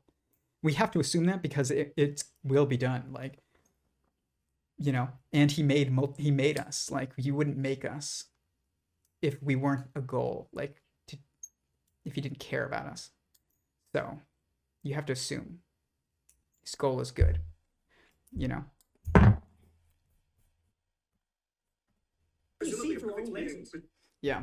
A perfect being would be revealing all of these aspects all the time, especially if God's outside of time. I don't know how a God who's outside of time is revealing different things at different times. That just seems like incoherent to me. Imagine something that's perfect. Sure. And complete. Sure. Okay, and it's again, when he says, how can a God that's outside of time be revealing things at different moments? Because you're in time, dude. God might be beyond time, but beyond the perception of time. You're not. And he doesn't know what time is, so like, but it's tough. I'd have to give the context of what time actually is and where it comes from. It comes from our relationship. It's just causality beyond you, and you're not all of existence. So there is causality beyond you. So you're gonna experience things changing around you. That's called time. That's the leads to the perception of the passing of time. Is change that you don't choose and don't cause. God is existence, and so it's not God. It's God. What does that mean for him to be outside of time? It doesn't mean he's outside of change. It just means he's changing, and there's nothing that's outside of him that's changing. There's things inside of him that's changing, not outside. And so it's a different view of time. It's not that he's outside of change. That's due to the will of others. He's within change. He has to contend with change that's due to the will of others, but it happens within him, not outside him. He's not subject to it at all. Like, he allows for it, whereas we're subject to it. Like, we don't have a choice. We don't allow changes to happen beyond us. We just have no choice, and we have to just contend with them. God allows for us to change within him.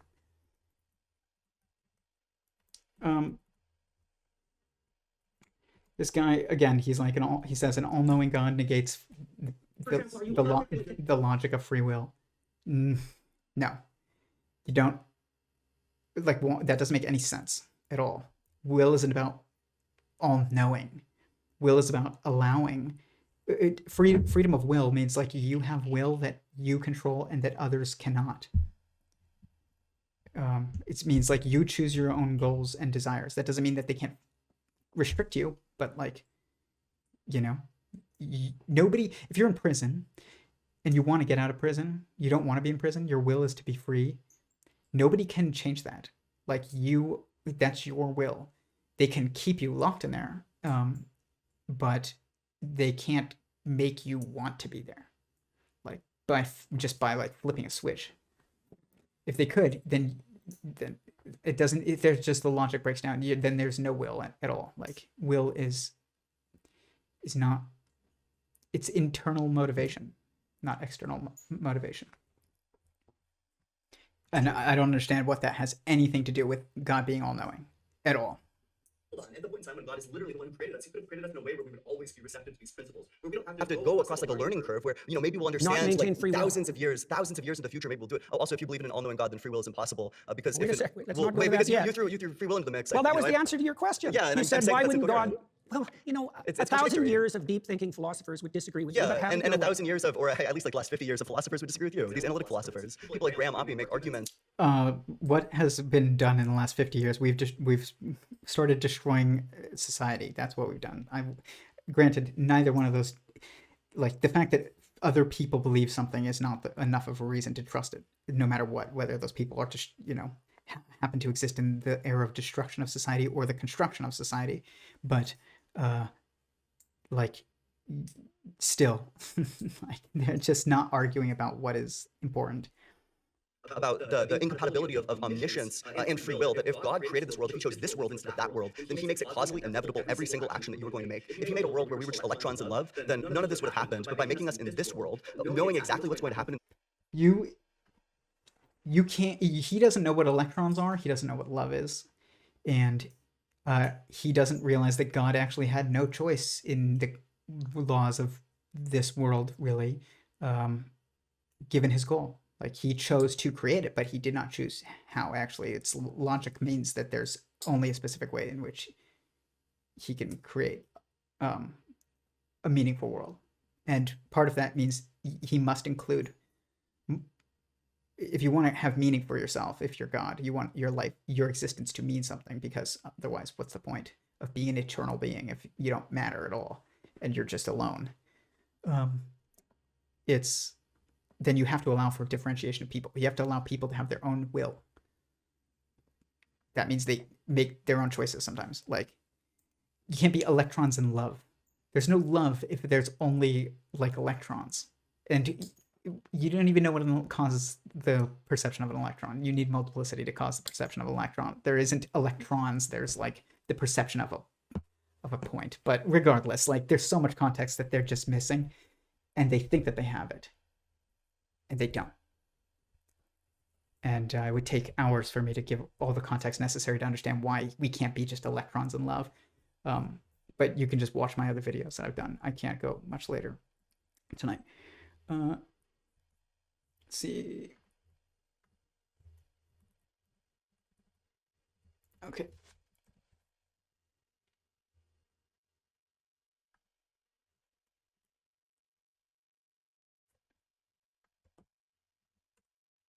You guys, if you're here still, you're the real ones. To accept Christian values precisely, or Christian morality. It means to aim up as hard as you can, no matter what happens to you. Okay. Okay. So that is, I'm not going to say it's false, but it is a useless definition. It's so vague. It doesn't mean anything. What does it even mean to aim up? That I think that's a very broad definition of what Christian morality is. Yeah, but it'll come in is. handy at some point in your life. Right, but I think that many different like disciplines and theologies. Well, you asked for a truncated answer. I mean, there's other ways of representing. Aiming up and you know, with all your might is definitely can come in handy if you understand what that would mean in the relationship with God. But like, he asked what it means to be Christian. He didn't ask to accept Christian morality. He didn't ask what does it mean to, like, you know, whatever would be generate that answer.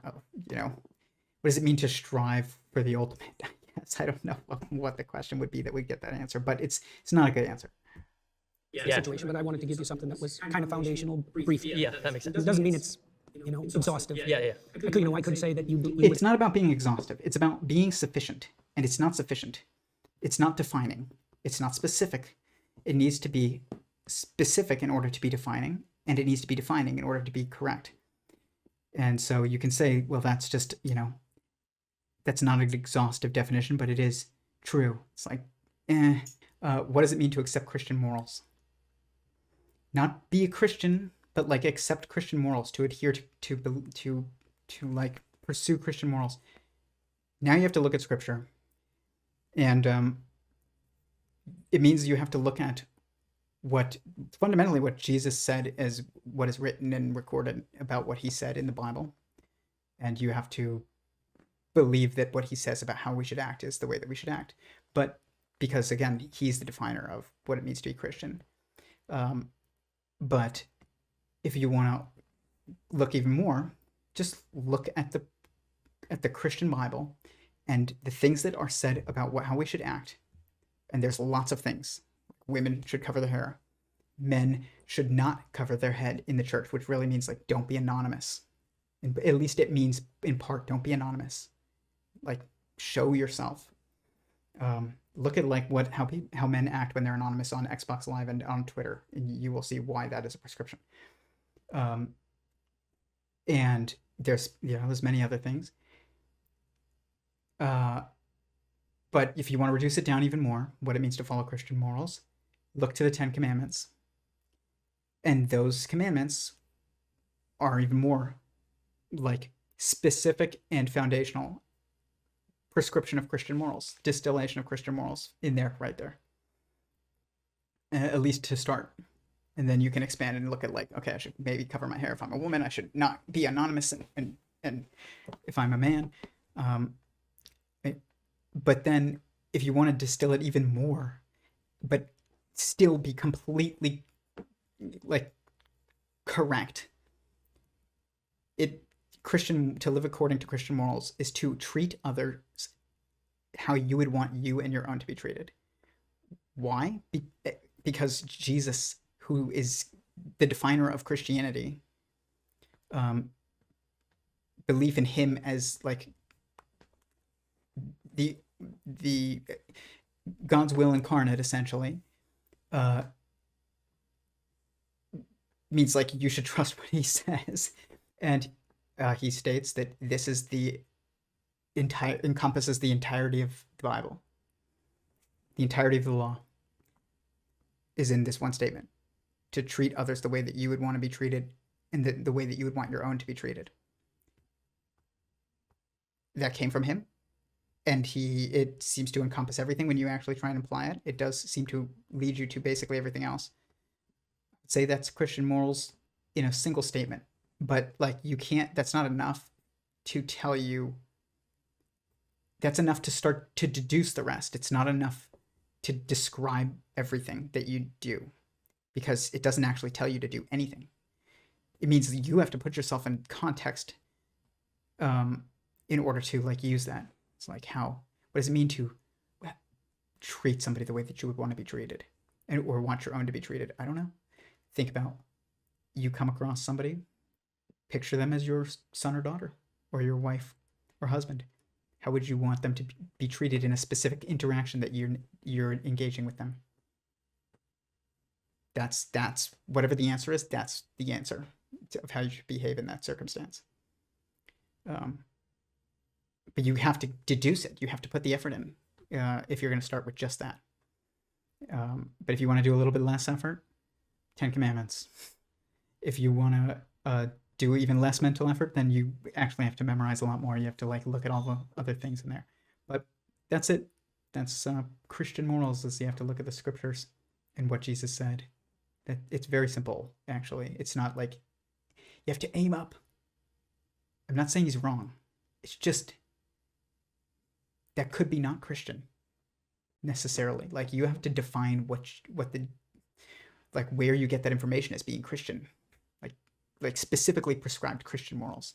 Well, where is the Christian prescriptions of morals? In the Christian scriptures. Okay. And in Jesus's words. That's like where they are. It's not just vague, inspirational statements of striving. But again, I don't think he's wrong. It's just not enough, which means it's not really correct. Anyways, I hope that it wasn't too interruptive to have them cancel my stream right as I was about to say the final statement. That was the most important thing. But I hope you found this valuable. I do really appreciate Jubilee, the people at Jubilee, for hosting this, and I think the format is very interesting. And I think that I appreciate Jordan Peterson for speaking his mind and saying what he thinks is, what he believes, and trying to communicate with people and help people. And I appreciate all the bravery of all the people that went there to speak with him, and do it so publicly. Like I said, going on Jubilee can ruin your life. Or not ruin your life, but it can ruin your job and your friendships. But with that, thank you, and peace. Treat others the way that you would want yourself and your own treated.